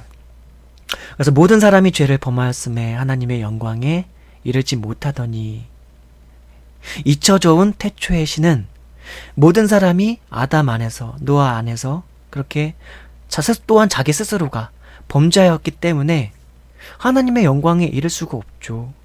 그 거룩하신 하나님을 어떻게 배워요? 그 거룩하신 하나님을 어떻게 인지할 수가 있겠어요? 저 출애굽기 쪽에서 보면 모세랑 처음 하나님이 만나는 순간이 나와요. 이제 그거에 해당되는 장이라던가 그 다음 장까지 한 두세 장 정도 읽어보면 나오는데 모세가 할례를 하지 않으니까 하나님께서 죽이시려고 그래요. 할례를 안 하니까. 이제 그것도 원인이 있겠는데, 그러니까 본래 자연인 모세, 원래 나중에 이제 모세가 어디까지 이르러냐면은 모세가 하나님과 친구처럼 얘기하는 지경까지 이르러요. 그만큼 하나님과 친밀한 존재가 되고 하나님의 은혜와 하나님의 사랑과 하나님의 빛과 하나님의 영광의 임재중 속에서 살아가는 마치 신의 영에 붙들린 사람처럼 그렇게 살아가게 되는 일이 출애굽기 이제 읽다 보면 나오거든요. 그만큼 신령한 사람이 돼요. 모세가. 마치 뭐 약간 작은 예수 그리스도처럼 느껴질 만큼, 물론 예수님이랑은 좀 범접할 수는 당연히 감히 예수님께 붙일 수는 없겠지만, 구약 시대에서 하나님의 영광과 그 임재를 그 사람처럼 그렇게 확연하게 직접적으로 대면할 수 있는 인물이 있었을까를 생각해 보면은 구약의 어떤 선지자라던가 다윗도 그렇고 솔로몬도 그렇고 뭐 이사야 선지자도 그렇고 예레미야 뭐 다니엘? 누구를 통틀어도 모세만큼은 아닌 것 같아요. 예. 그러니까 모세가 그만큼까지 이렇게 되거든요. 근데 그 모세가 처음에 하나님을 알게 될 때는 이제 약간 되게 자연인이거든요. 자연인이라서 하나님께서 뭐 하라 그러면 저 못해요. 막 그러고 나 그거 못한다니까요. 저 아니 말도 못하고 이것도 못하고 뭐 저것도 못하는데 내가 어떻게 해요? 막 그러면서 근데 그 하나님은 전능한 하나님이거든요. 전능한 하나님께서 내가 너와 함께 하니까 하자 하는데 못한다니까요. 계속 이래요. 그러니까 하나님께서 정말 답답하니까 그럼 야 너 형제 중에서 아론이라고 있으니까 그 아론이 말 잘해. 네가 말해. 네가 아론한테 말해. 그럼 아론이 사람들한테 전해줄 거야. 뭐 그런 식으로 해가지고 나중에 모세는 직접적으로 모든 사람들 앞에 나가가지고 막 연설을 하고 그런 게 아니라 아론이 대신해줘요. 아론이. 마치 뭐 그런 거죠. 요즘 국회에서 뭐라 그러죠 그거? 하여튼 그 대통령 청와대가 있고 대통령이 있고 그거 대신 말해주는 사람이잖아요. 대변인이라 그러나요? 그런 거랑 약간 비슷하게 아론이 그렇게 되는데 어쨌든 모세가 하나님과 처음 대면할 때 하나님께서 모세를 죽이시려고 그랬었어요. 그러니까 순수한 인간 자연인에 대해서는 하나님께서는 인간이 가지고 있는 그 죄악함이 너무나도 가득한 그 본성이 있기 때문에 거룩하신 하나님께서 그리고 의로우신 하나님께서는 그걸 하나님의 공의라는 개념으로서 이제 신학을 이제 풀어가는 또 교리에 있어서 풀어가는 개념이 있거든요. 하나님의 공의와 하나님의 사랑, 뭐 사랑의 하나님과 공의의 하나님, 뭐 그렇게 해가지고 죄악은 강같이 않으시는 공의의 하나님, 뭐 그렇게 풀어가는 이제 그런 관점이 또 있습니다. 이제 또 성경에 이제 명백히 있는 바고요. 이제 그런 측면 하나님이 있으시기 때문에 그런 거는 실제적으로 막 단순히 막 윤리적으로 생각하는 개념이 아니라 하나님의 속성 자체가 그러신 거예요. 죄 자체를 강구하실 수가 없는 분인 거예요. 그러니까 모세한테도 그러셨었고 나중엔 이스라엘 백성들이랑 동행하시면서 또 하나님께서 모세에게 제사를 이제 그런 어떤 규율이라든가 그런 걸 주시고 제사를 할 수 있는 어떤 성막과 성전 같은 거를 이제 성전은 아니죠. 성막 같은 걸 하면서 하나님 앞에 제사를 드릴 수 있도록 하는데 저 사람들 함부로 올라오게 하지 마라. 혹은 이제 모세가 저 호렙산이라고 하는 곳에서 하나님의 임재 중에서 하나님 만나게 되는 그런 시간이 또 있어요. 그때에 하나님께서 모세한테 신신당부를 하세요.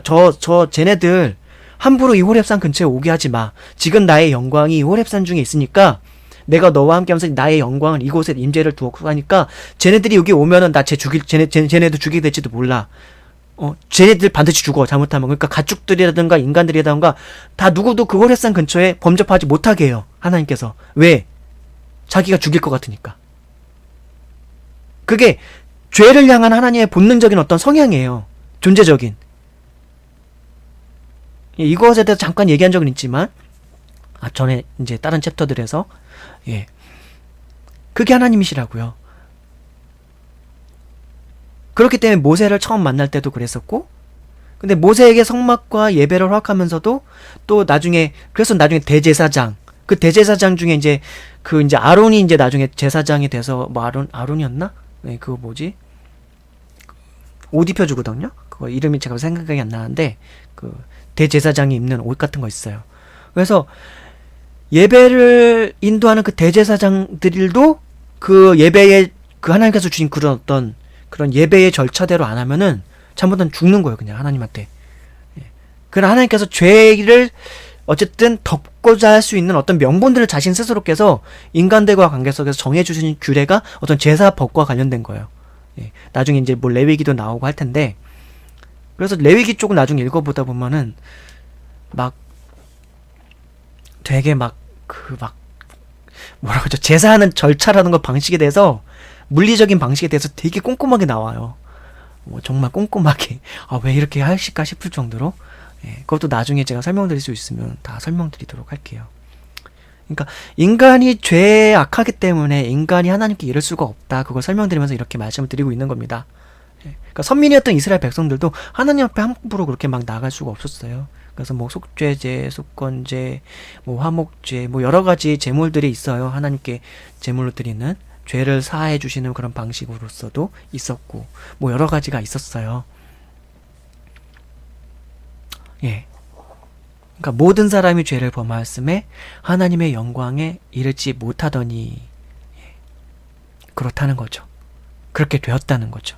그리고 하나님이 잊혀지게 된 건 인간이 죄인이라는 것에 볼 때는 너무나 당연하게 흘러온 것이다.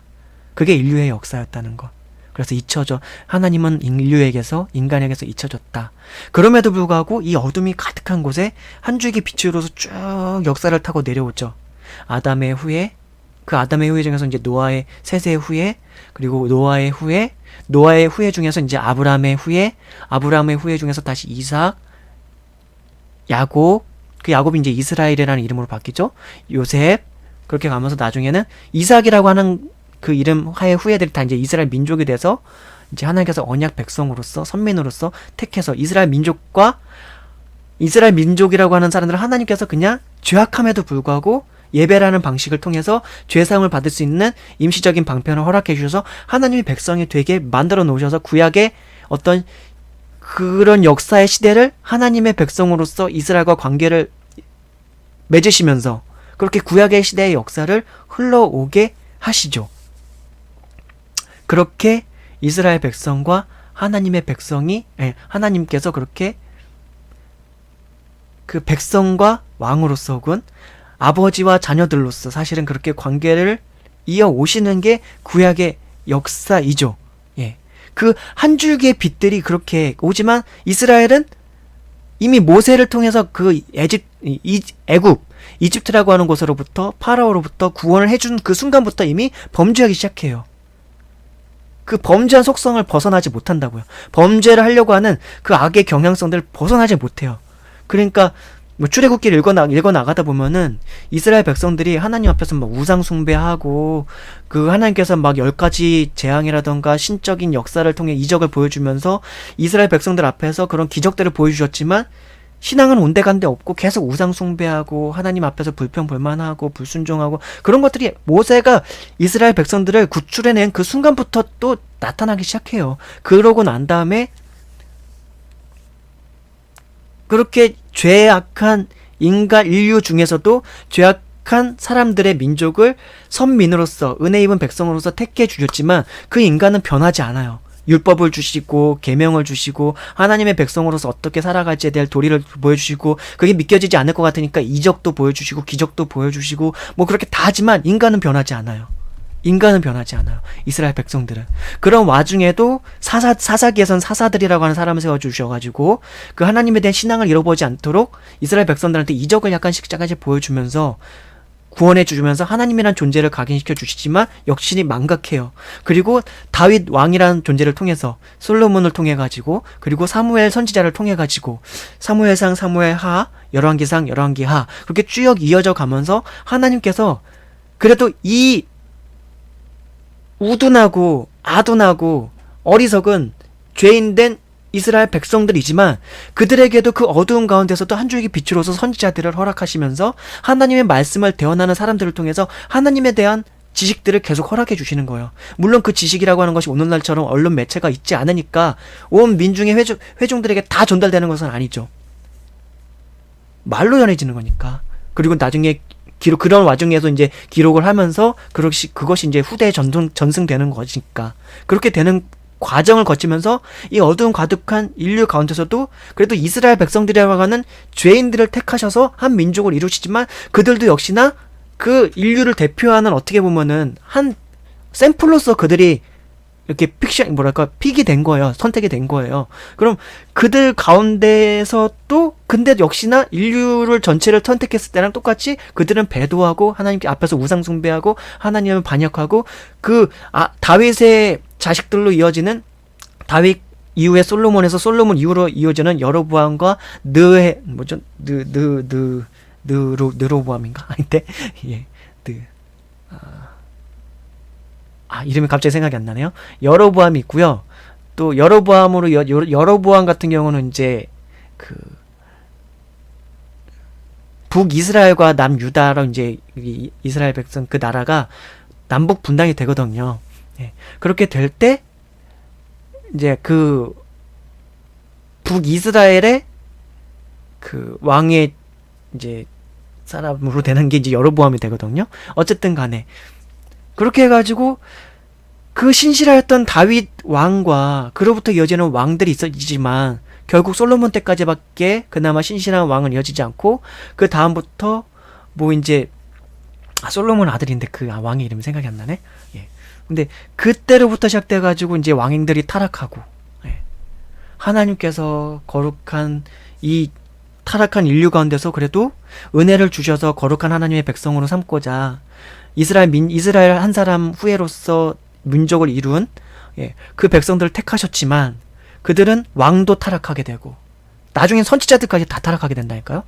그러니까 유일하게 남는 사람들이 결국은 그 선지자들 다 타락한 가운데서도 많이 타락한 사람들 가운데서도 소수는 남겨놓게 되고 그 소수의 사람들 중에 이제 바로 사무엘은 이제 그 이스라엘 민족 그 다윗 왕계를 이어주는 어떤 가교 역할을 하는 그런 어떤 선지자였는데 그 이후로부터 이제 뭐 여러 선지자들이 이제 대선지서를 쓴 이사야 선지자, 다윗은 총리이기도 했지만 포로기 중에 이제 어떤 선지자 역할을 또 감당하기도 했었던 인물이고 다윗이래. 다니엘, 그리고 호세아, 그리고 예레미야, 그 외에 12소선지서로 이어지는 그 선지자들. 말이 소선지서지만 작은 선지자들이 아니라 그 선지서라고 기록된 그 성경 내용이 좀 분량이 적어가지고 소선지서라고 그렇게 불렸어요. 그렇지만 이름도 빛도 없이 사실은 그렇게 거의 대부분의 선지자들이 나중에 순교한다고 그렇게 전승으로 이어져 내려오고 있는데 그들은 그렇게 살았고 그러나 한 줄기의 빛들을 그 메시아에 관한 빛을 구원에 관한 빛을 그 어둠이 가득했던 이스라엘에게 먼저 비춰줬던 거죠. 그리고 그것이 전승되어서 결국은 예수 그리스도의 오심까지 오는 거죠. 그리고 그 예수 그리스도께서는 이스라엘 백성에서 시작해서 다시 12제자와 사도 바울까지 포함해가지고 그들을 통해서 다시 그 온 세계로 이어져 나가는 그 하나님의 구원에 관한 소식, 그리고 하나님에 관한 지식, 하나님의 백성들이 어떻게 살아갈지에 대한 지식, 그리고 영원한 하나님과의 화해에 관한 소식들을 네, 바로 예수 그리스도를 통해서 이제 장엄한 빛으로 한 줄기 이제는 온 세계 어느 곳에 가든지 기독교를 사실은 배우고자 하면 배울 수 있죠. 물론 정말 참된 기독교, 참된 성경의 지식, 참된 그리스도에 관한 지식을 전하는, 이 복음에 관한 지식을 참되게 전하는 교회라던가 그런 곳이 얼마나 있는지는 솔직히 잘 모르겠어요. 제가 교회 탐방도 뭐 하고 교회를 안 다니고는 있지만, 교회 탐방도 하곤 하지만, 예배 시간에 정말 이 복음에 관한 지식을 잘 전달하고 있는 교회가, 그리고 성경 공부 시간에 이런 지식들을 잘 전달하고 있는 교회가, 성경 교사가 얼마가 있는지는 제가 교회에 있을 때에도 드물었고요. 교회를 떠나와서도 종종 탐방을 할 때도 드물었습니다. 그것이 오늘날의 교회의 현실이죠. 특히 한국 교회에. 그럼에도 불구하고 저 과거 예수님이 오시기 전의 시대보다는 지금은 그 진리에 관한 빛, 하나님에 관한 빛, 복음에 관한 빛, 그 지식들이라고 하는 것은 어마어마하게 장엄하게 우리에게 비춰지고 있죠. 우리가 다만 죄악해서 하나님의 영광에 이르지 못하고 있는 것 뿐이죠. 우리가 죄악해서 하나님의 말씀을 들으려 하지 않고, 우리가 죄악해서 복음을 들으려 하지 않고, 우리가 죄악해서 예수 그리스도를 부인하며 살아가고 있을 따름인 것이죠. 로마서 3장 23절에서는 이렇게 나오고 있는 겁니다. 모든 사람이 죄를 범하였음에 하나님의 영광에 이르지 못하더니 라고요. 자, 이제 다음 성경 구절을 한번 또 갈게요. 이번 챕터의 내용이 뭐라고요? 주제가 잊혀져온 태초의 신입니다. 이사야서 57장 17절 말씀. 그의 탐심의 죄악을 인하여 내가 노하여 그를 쳤으며 또 내 얼굴을 가리우고 노하였으나 그가 오히려 패역하여 자기 마음의 길로 행하도다. 뭐라고요? 이사야서 57장 17절 다시 읽어드릴게요. 그의 탐심의 죄악을 인하여 내가 노하여 그를 쳤으며 또 내 얼굴을 가리우고 노하였으나 그가 오히려 패역하여 자기 마음의 길로 행하도다 라고요. 그의 탐심의 죄악을 인하여 내가 노하여 그를 쳤으며, 여기서 그는 누구죠? 인간이죠. 인간의 탐심의 죄악을 인하여 내가 노하여 그를 쳤으며, 하나님께서 그를 쳤다고. 그리고 뭐라고 하셨냐, 그 다음 구절 뭐라고 나오냐면은 또 내 얼굴을 가리우고 노하였으나, 하나님께서 그 얼굴을 가리셨대요. 하나님 실제로 뭐 얼굴이 있으신 건 아니지만 그 은유적인 표현으로 자신의 존재를 그러니까 인간에게 가리우셨다는 거죠. 그리고 노하였으나, 근데 그 반응이 또 어때요? 하나님께서 그 영광과 자신의 그런 임재와 어쨌든 그런 하나님께서 자기를 인지할 수 있는 인간에게 자기를 가리우셨는데, 그리고 노하셨는데 그가 보인 반응은 어땠냐면은 그가 오히려 패역하여 자기 마음의 길로 행하도다 라고 하는 거죠. 그가 오히려 패역하여 자기 마음의 길로 행하도다 라고요. 그게 타락한 인간, 죄를 범한 모든 사람들이 하나님 앞에서 사실은 보이고 있는 우리의 실상이라는 것이죠. 물론 그리스도 예수께로 나와서 우리가 참회하고 자복하며 뉘우쳐서 삶을 살아가는 사람들은 하나님께서 그들에게 은혜를 한량없이 더하여 주시죠. 그 이야기들은 나중에 다 해드릴 겁니다. 또. 자, 시편 14장 1절 말씀. 어리석은 자는 그 마음에 이르기를 하나님이 없도다 하는도다. 시편 14장 1절. 어리석은 자는 그 마음에 이르기를 하나님이 없다 하는도다. 그들은 부패하고 그 행실이 가증하니 선을 행하는 자가 없도다. 시편 14장 1절에서의 선언입니다. 뭐라고요? 어리석은 자는 그의 마음에 이르기를 하나님이 없다 한다고요. 어리석은 자들은. 그리고 또 반면에 이렇게 또 볼 수 있습니다. 하나님을 없다 하는 사람은 어리석은 사람들이다 라고 할 수 있는 거죠. 그리고 그들이 어땠냐? 그들은 부패하고 그 행실이 가증하니 선을 행하는 자가 없도다 라고요. 그러니까 결국 이런 어리석은 우리들에게, 이런 어리석은 사람들에게 하나님은 잊혀질 수밖에 없었다 하는 것이 제가 이 첨부된 성경 말씀을 통해서 읽는 분들에게 알게 해드리고 싶었던 것입니다. 어리석은 자는 그 마음에 이르기를 하나님이 없다 하는도다. 그들은 부패하고 그 행실이 가증하니 선을 행하는 자가 없도다. 자, 그 다음 성경 구절 또 한번 볼까요? 고린도전서 2장 14절. 고린도전서 2장 14절. 육에 속한 사람은 하나님의 성령의 일을 받지 아니하나니 저희에게는 미련하게 보임이요 또 깨닫지도 못하나니 이런 일은 영적으로라야 분변함이니라. 영적으로라야 분변함이니라. 예. 육에 속한 사람은 하나님의 성령의 일을 받지 아니하나니 뭐라고요? 육에 속한 사람은 하나님의 성령의 일을 받지 아니하나니. 그쵸? 그러니까 하나님의 영의 일을 받지 않는다는 거죠. 육에 속한 사람은. 예. 그러니까 온 인류가 범죄하여 온 모든 인류가 당연히 이래 왔겠죠? 그러니까 하나님의 영의 일을 받지 않죠. 왜? 또 나오죠? 저희에게는 미련하게 보임이요 또 깨닫지도 못하나니 이런 일은 영적으로라야 분변함이니라. 예. 하나님의 성령의 일은 어떻게 해야 분변함이라고요? 영적으로라야. 영적으로라요. 그럼 어떻게 영적으로 분변할 수 있나요? 이 결론만 말씀드리면 예. 그리스도 예수님을 믿고 자신의 죄를 뉘우치고 그리스도께로 나아와서 예. 회개하고 뉘우치고 그리스도를 의지하면 예수 그리스도의 이름을 힘입어서 하나님께 나아오면 하나님께서 성령을 하나님의 영을 선물로 주시고요. 그리고 그 영을 의지하면서 살아갈 때 그리스도 예수님의 말씀을 의지하면서 살아갈 때 그때에 영적으로서 그 사람 안에서 작동이 되기 시작합니다. 그렇게만 결론을 일단 내려드릴게요. 그 구체적인 내역이라던가 왜 그런가에 대해서는 나중에 그것에 해당되는 이제 제가 또 책이 있거든요. 그 책을 제가 나중에 복음 세상에서 가장 아름다운 소식 중에서도 한 4번째 권 정도 아직 집필하지 못했습니다. 그건 나중에 제가 집필한 후에 또 이렇게 낭독해 드리면서 더 구체적으로 왜 그렇게 되는가는 다 또 설명드리도록 할게요.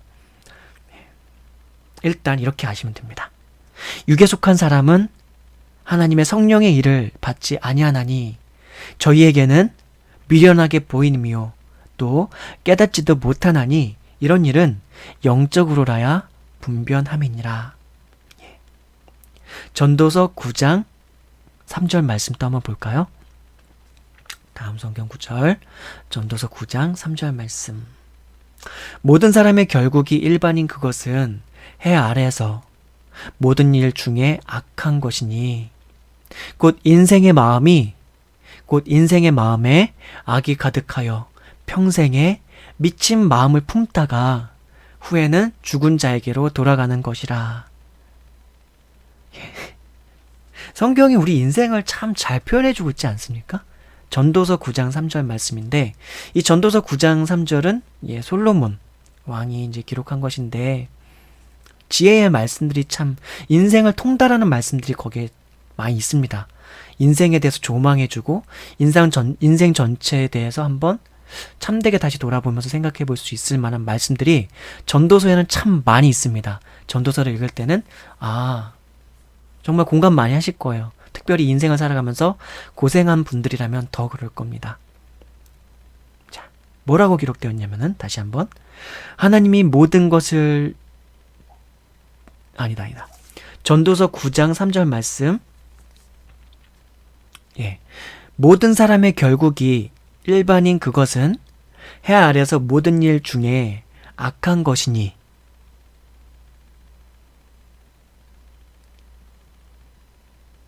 다시 한번요.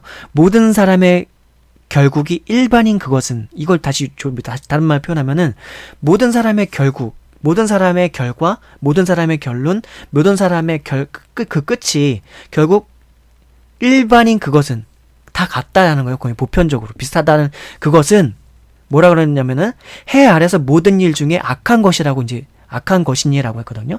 그 악한 것으로 요약이 된다는 거예요. 곧 인생의 마음에 악이 가득하여 인생의 마음에 악이 가득하여라고 이렇게 평생이 미친 마음을 품다가 후에는 죽은 자에게로 돌아가는 것이라. 평생에 미친 마음을 품다가 후에는 죽은 자에게로 돌아가는 것이라. 정말 잘 요약되어 있지 않습니까? 우리는 그렇지 않다고 부인하는데 우리는 우리 마음속에서 인생 중에서 미친 마음이라고 표현은 이렇게 참 통칭되는 게 너무 절묘한 표현인데 얼마나 많은 수많은 미친 마음을 품고 살아갑니까? 때로는 그건 환경에 의해서도 그렇게 되기도 했고 우리는 자라가면서 가난한 사람은 가난한 사람대로 부모에게 여러 가지 상처를 입은 사람은 그 상처 입은 대로 친구들에게 상처를 입은 사람은 친구에게 상처를 입은 대로 분노의 마음, 원망의 마음 그것으로 또 일그러진 마음으로 다시 세상을 살아가면서 다른 사람에게 해야 하는 마음을 갖게 되고 또 그런 마음이 없던 사람들도 다시 살아가면서 사람들한테 상처를 받고 제도의 상처를 받고 직장에서 상처를 받고 군대에서 상처를 받고 가까운 게 인연을 맺게 되는 많은 사람들에게 다시 상처를 받고 해를 받고 다시 그 마음으로 다시 또 해하는 마음을 갖고 혹은 탐욕의 마음을 갖고 권력욕을 갖고 그런 수많은 마음들을 갖고 살아가다가 그런 미친 마음을 품다가 후에는 죽은 자에게로 돌아가는 것이라 라고 이렇게 나와 있는 거죠. 모든 사람의 결국이 일반인 그것은 해 아래에서 모든 일 중에 악한 것이니 곧 인생의 마음에 악이 가득하여 평생이 미친 마음을 품다가 후에는 죽은 자에게로 돌아가는 것이라 라고 이렇게 나와 있는 거죠. 다시 다음 구절도 한번 볼까요? 전도서 3장 11절 말씀. 하나님이 모든 것을 지으시되 때를 따라 아름답게 하셨고 또 사람들에게는 영원을 사모하는 마음을 주셨느니라. 그러나 하나님이 하시는 일의 시종을 사람으로 측량할 수 없게 하셨도다. 영원을 사모하는 마음을 또한 인간에게도 주셨죠. 아담이 타락했고 온 인류가 아담에서 범죄하였고 그리고 그 온 인류는 죄를 범하면서 살아가고 있으나 그럼에도 불구하고 우리는 아직도 하나님의 형상을 닮은 그런 어떤 속성들을 간직하고 있어요. 특별히 모든 사람은 사랑을 하고 싶어 하죠. 완전히 인간이 어그러져서 망가지지 않는 이상은 그래도 거의 대부분의 많은 사람들은 우리는 사랑을 하며 살고 싶어 합니다. 그렇죠? 사랑해서 사랑을 할 때 가장 행복을 많이 느끼고 또한 사랑을 받을 때도 행복하고 사랑의 교제 속에서 살아갈 때 되게 행복감을 많이 느끼는데요. 그런 모든 것들이 하나님께서 우리 안에 허락해 놓으신 그런 하나님 안에 있는 어떤 은혜의 속성들을 사랑의 속성들을 거룩함의 속성들을 우리 안에 아직은 남겨두셨기 때문에 그래서 우리는 또한 영원을 사모하는 마음을 가지고 그렇게 살고 있죠. 부인한다 할지라도요. 누가 죽고 싶어 합니까? 그렇죠? 그래서 영원을 사모하는 마음과 영원을 알고 싶어하는 그 영원을 사모한다는 게 단순히 그리워하고 좋아한다는 게 아니라 그 영원을 사모한다는 게 뭐예요? 영원을? 그걸 더 알고 싶어하는 거죠. 그렇게 영원히 살고 싶어 하니까 그게 무언가를 알고 싶어 하죠. 그리고 영원에 해당될 만한 것들 계속 탐구하고 연구하고 알고 싶어하는 마음의 욕구가 있는 거죠. 근데 하나님께서 또 어떻게 하셨어요? 하나님의 하시는 일의 시종을 사람으로 측량할 수 없게 하셨도다. 만약에 죄가 없었으면 영원을 살아가면서 그 하나님을 알아갔을 거예요, 우리는.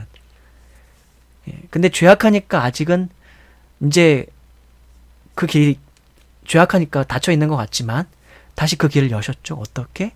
그리스도 예수를 통해서. 이제 그리스도 예수 안에서 거듭나서 다시 살아가는 사람들은 영원을 꿈꾸며 그 영원하신 하나님과 함께 스텝 바이 스텝 한 걸음 한 걸음씩 다시 걸어가는 거죠. 그쵸? 자, 다음 성경 구절을 또 읽어보도록 하겠습니다. 사도행전 17장 27절. 사도행전 17장 27절. 이는 사람으로 혹 하나님을 더듬어 찾아 발견하게 하려 하심이로되 그는 우리 각 사람에게서 멀리 계시지 아니하도다. 이는 사람으로 혹 하나님을 더듬어 찾아 발견하게 하려 하심이로되 그는 우리 각 사람에게서 멀리 계시지 아니하도다 라는 거죠. 그러니까 하나님께서 하나님을 더듬어 찾아 발견할 수 있는 것도 약간씩은 또 허락해 놓으셨어요. 그러니까 하나님이 하시는 일의 모든 것을 우리 사람은 다 파악할 수는 없지만 그럼에도 불구하고 하나님께서 존재하시고 우리와 함께 하시고 우리를 사랑하시는 분이고 그런 것들을 파악할 수 있도록 어느 정도는 또한 허락해 놓으셨어요. 우리가 존재하는 이 주위의 모든 것들 속에서. 다시 한번 읽어볼까요? 이는 사람으로 혹 하나님을 더듬어 찾아 발견하게 하려 하심이로되 그는 우리 각 사람에게서 멀리 계시지 아니하도다. 사도행전 17장 27절 말씀.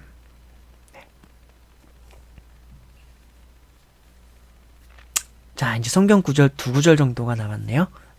한번 또 읽어보고 의미를 좀 더 생각해 보겠습니다. 신명기 4장 29절.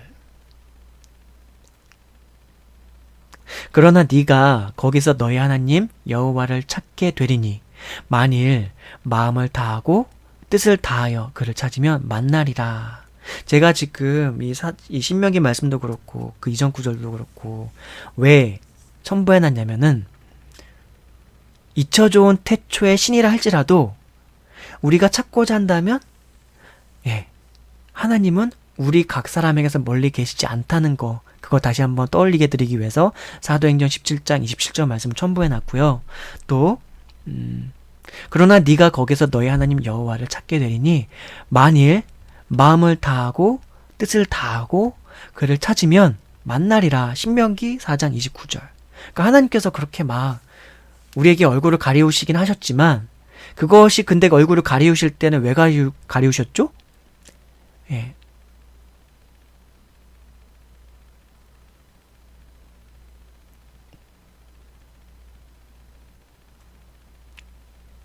그의 탐심이 죄악을 인하여 내가 노하여 그를 쳤으며 내 얼굴을 가리우고. 그러니까 사람의 탐심과 죄악으로 인해서 하나님께서 얼굴을 가리우셨을 뿐이지 사람이 마음을 비우고 죄를 뉘우치고 하나님 앞에 참회하는 마음으로 돌아와서 하나님을 찾고자 하면 하나님은 그 은밀한 가운데서 그에게 나타내신다니까요. 그래서 예수님께서 하신 그 팔복의 말씀 중에서 뭐라고 말씀하셨죠? 마음이 청결한 자는 복이 있나니 저희가 하나님을 배울 것이요 라고 하셨죠. 그러니까 신명기 4장 29절에서도 나오죠. 너희가 거기서 너희 하나님 여호와를 찾게 되리니 만일 마음을 다하고 뜻을 다하여 그를 찾으면 만나리라. 마태복음 5장에선 또 뭐라고 나왔죠? 예수님께서 말씀하셨죠. 마음이 청결한 자는 복이 있나니 저희가 하나님을 배울 것임이요 라고 하셨죠. 그러니까 우리가 마음을 청결히 하는 게 얼마나 중요한가 그걸 생각하고 마음을 청결히 하는 우리가 되었으면 좋겠습니다. 그냥 청결히 한다고 되는 건 아니겠지만 성령과 우리와 함께 하시는 예수 그리스도께 기도하면서 내 마음을 청결하게 해주십시오. 때론 그 청결하다는 의미도 우린 잘 모를 때가 많아요. 그렇죠? 그러면 하나님 그 마음이 청결하다는 게 뭔지를 가르쳐 주십시오 일단. 그리고 저는 마음이 청결해지도록 하겠습니다. 라고요. 그렇게 기도하고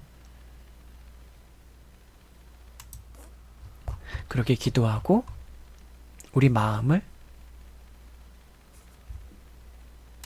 잘 다스려야 되겠죠. 그리고 마음이 청결케 된 마음가짐을 가지고 하나님 앞에 기도 한번 해보세요. 아마 놀라운 뭔가가 있을걸요? 하나님께서 여러분들을 그렇게 막 방치해 두시는 그런 분이 아니십니다. 하나님은 여러분을 사랑하셔서 예수 그리스도를 저 태초의 시기 때부터 이미 준비하셨고, 그러니까 예수 그리스도를 통한 우리에게 대한 하나님의 사랑을 나타내시려고 표현하시려고 이미 그렇게 준비해 놓으셨어요. 그게 성경에서 사도들이 증언하는 바예요.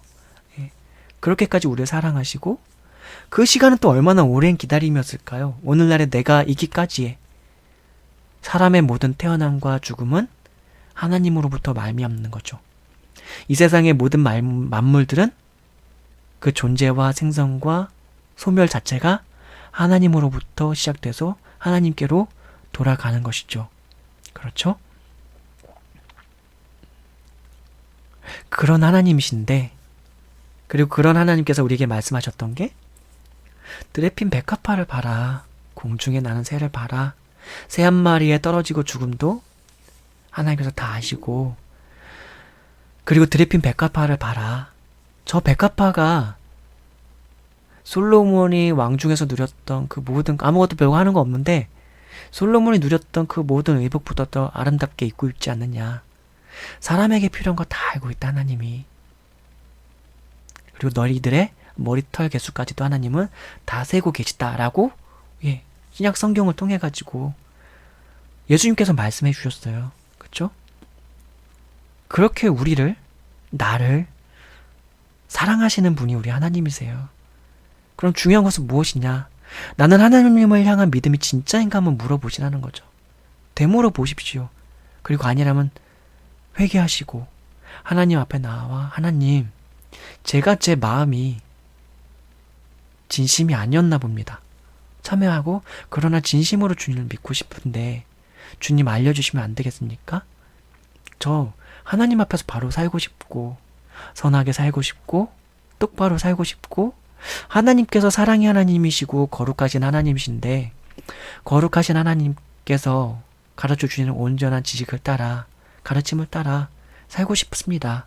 가르침을 허락해 주십시오. 깨닫게 해 주십시오. 그리고 하나님의 백성으로서 거룩하게 살겠습니다.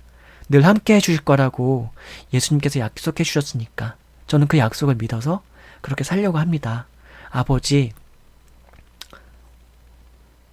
늘 나의 목자가 되어주셔서, 나의 선생님이 되어주셔서, 나의 멘토가 되어주셔서, 또한 나의 친구가 되어주신다 하셨으니까, 나의 벗이 되어주신다 하셨으니까 저와 영원히 함께 해주십시오. 생활의 모든 것 가운데서 나와 함께 하시고 나의 말을 들어주시고, 아버지도 나에게 말씀하여 주시면 제가 다 듣겠나이다. 모세에게만, 다윗에게만, 솔로몬에게만, 선지자들에게만, 사도들에게만 그렇게 계시라던가 말씀을 허락지 마시고 저에게도 말씀해 주십시오. 직접적으로 들려주셔도 좋을 것 같습니다. 아울러 성경의 말씀들도, 또 성경의 말씀들을 통해 풍부하게 많은 것들을 하나님에 대해서 알 수 있게 해놓으셨다고 하셨으니까 성경을 읽을 때에 하나님을 더 풍부히 온전히 알게 해주십시오. 왜곡되게 제가 하나님을 오해하는 일이 없게 하여 주십시오. 라고 이렇게 기도하면서 한번 하나님께 나아가 보십시오. 진심으로 이런 말들을 나와 함께하고 계신 그 하나님께 고백하면서요. 그러면은 뭔가 놀라운 일들이 있다니까요. 해보십시오. 믿음을 가지고요. 믿음 없이는 하나님께 나아갈 수 없다고 히브리서에 나옵니다. 히브리서 성경을 읽으면 하나님께 내가 어떤 믿음으로 나가야 될지가 히브리서에 잘 나와 있어요. 히브리서는 사도 바울이 기록했다고 알려져 있습니다. 자, 이제 마지막 성경 구절 한번 읽어보고 생각해보고 마무리를 짓도록 하겠습니다. 내가 여호와인 줄 아는 마음을 그들에게 주어서 그들이 전심으로 내게 돌아오게 하리니 그들은 내 백성이 되겠고 나는 그들의 하나님이 되리라. 예레미야 24장 7절 말씀. 뭐라고요? 제가 방금 전에 뭐라고 아까 얘기를 드렸었죠. 하나님을 전심을 다해서 찾고 청결한 마음으로, 또 청결한 마음이 뭔지 모르겠으면 다 기도해서, 모르는 게 있으면 물어보시고요. 성경을 보면서도 모르는 게 있으면 물어보시고, 또 그것을 알아볼 수 있는 것들을 조언을 구하십시오. 정말 조언을 구할 분들이 주위에 없다면 이 유튜브 댓글, 이 영상 밑에다 댓글 달아놓으시면 제가 알려드릴게요. 그것에 대한 답변을 다시 녹음을 해가지고 답변을 드릴게요. 어떤 유튜브, 어떤 댓글을 통해서 이렇게 질문해 오신 분이 있었는데 이것에 대해서 제가 이렇게 알려드리겠습니다 해가지고 제가 알려드릴게요. 정 여러분들 곁에 신앙 상담을 할 분이 없다면, 성경을 풀어 알려드릴 분들이 없다면, 복음을 알려 전해줄 분이 여러분들 곁에 없다면 제가 유튜브를 통해서라도 그렇게 알려드릴게요. 뭐 저는 헌금을 요구하지 않고요. 뭐 하나님께 헌금을 막 열심히 드리라고 제가 그렇게 강요하지 않을게요. 그런 거 부담 갖지 마시고 교회 생활하라고 강요하지 않을게요. 저는 일단 교회를 이루고 있지 않습니다. 현재 아내와 함께 가정에서 예배를 드리고 있고, 뭐 당분간은 교회를 아직 개척할 마음도 없고, 그렇습니다.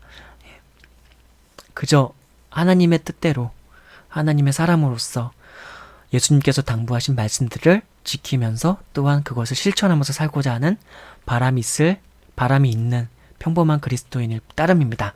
예. 자, 근데 방금 전에 제가 어쨌든 여러분들께 어떻게든 진심으로 하나님께 나아가라고 하셨잖아요. 근데 이 말씀이 또 나오네요. 예레미야서 24장 7절. 물론 제가 첨부해 놓은 말씀인데, 예. 내가 여호와인 줄 아는 마음을 그들에게 주어서, 그 말은 뭐냐면 내가 스스로 있는 자인 줄을, 내가 자존자인 줄을 아는 마음을, 내가 하나님인 줄 아는 마음을, 내가 신인 줄을 아는 마음을, 내가 전능자인 줄을 아는 마음을 그들에게 주어서 그들이 전심으로 내게 돌아오게 하리니 그들은 내 백성이 되겠고 나는 그들의 하나님이 되리라 라고요. 그러니까 내가 여호와인 줄을 아는 마음을, 내가 야훼인 줄을 아는 마음을 그들에게 주어서가 되게 많은 의미가 담겨 있어요. 이 야훼라고 하는 이 칭호, 여호와라고 하는 이 칭호에는 되게 많은 의미가 담겨 있어요. 왜냐면은 이 여호와, 야훼라고 하는 이 칭호는 아브라함과 이삭과 야곱과 요셉과 모세와 함께 하시면서, 그리고 모세를 통해서 이스라엘 민족을 이루기까지 하나님께서 주셨던, 이스라엘 백성들에게 주셨던 그 하나님의 자신에 관한 성호, 칭호, 이름이에요. 그 속에서 그 관계를 메우셨던 그 역사가 그 이름 안에 다 담겨 있는 거예요. 그래서 내가 여호와인 줄 아는 마음을 할 때는 그런 여호와인 줄 아는 마음이 그런 여호와인 거예요. 그런 여호와, 그런 야훼 하나님인 거예요. 그래서 그런 여호와인 줄 아는 마음을 그들에게 주어서 그들이 전심으로 내게 돌아오게 하려니 그들은 내 백성이 되겠고 나는 그들의 하나님이 되리라 라고, 이렇게. 어떻게요? 그들이 전심으로 내게 돌아오게 하리니 라고요. 하나님께서도 그렇게도 원하신다는 거죠. 우리는 이제 하나님께 대해서 어떤 신뢰의 마음을 가질 수 있죠?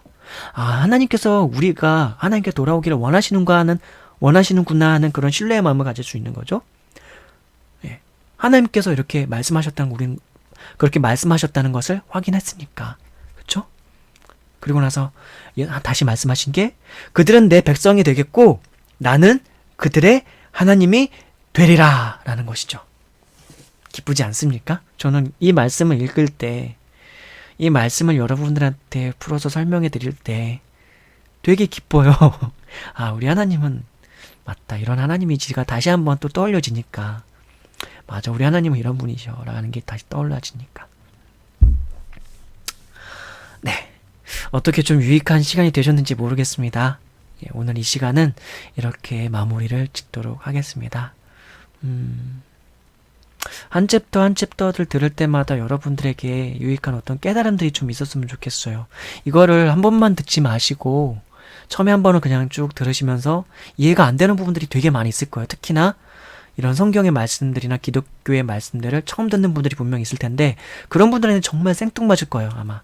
그렇지만 이렇게 들으면서 성경을 꼭 읽으시길 바래요.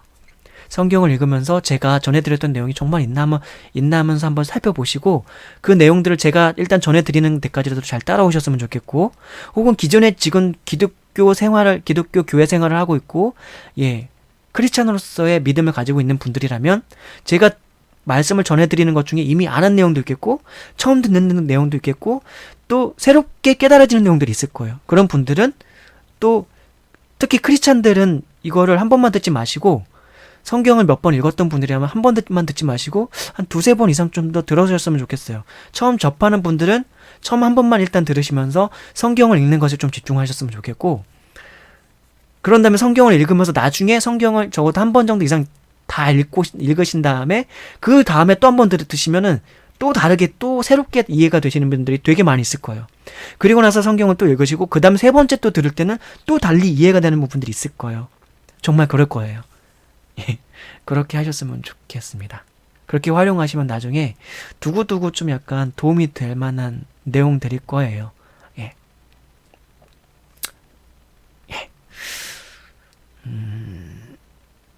그러면 다음 시간에 뵙도록 할게요. 여러분 모두들 늘 행복하시고 건강하십시오.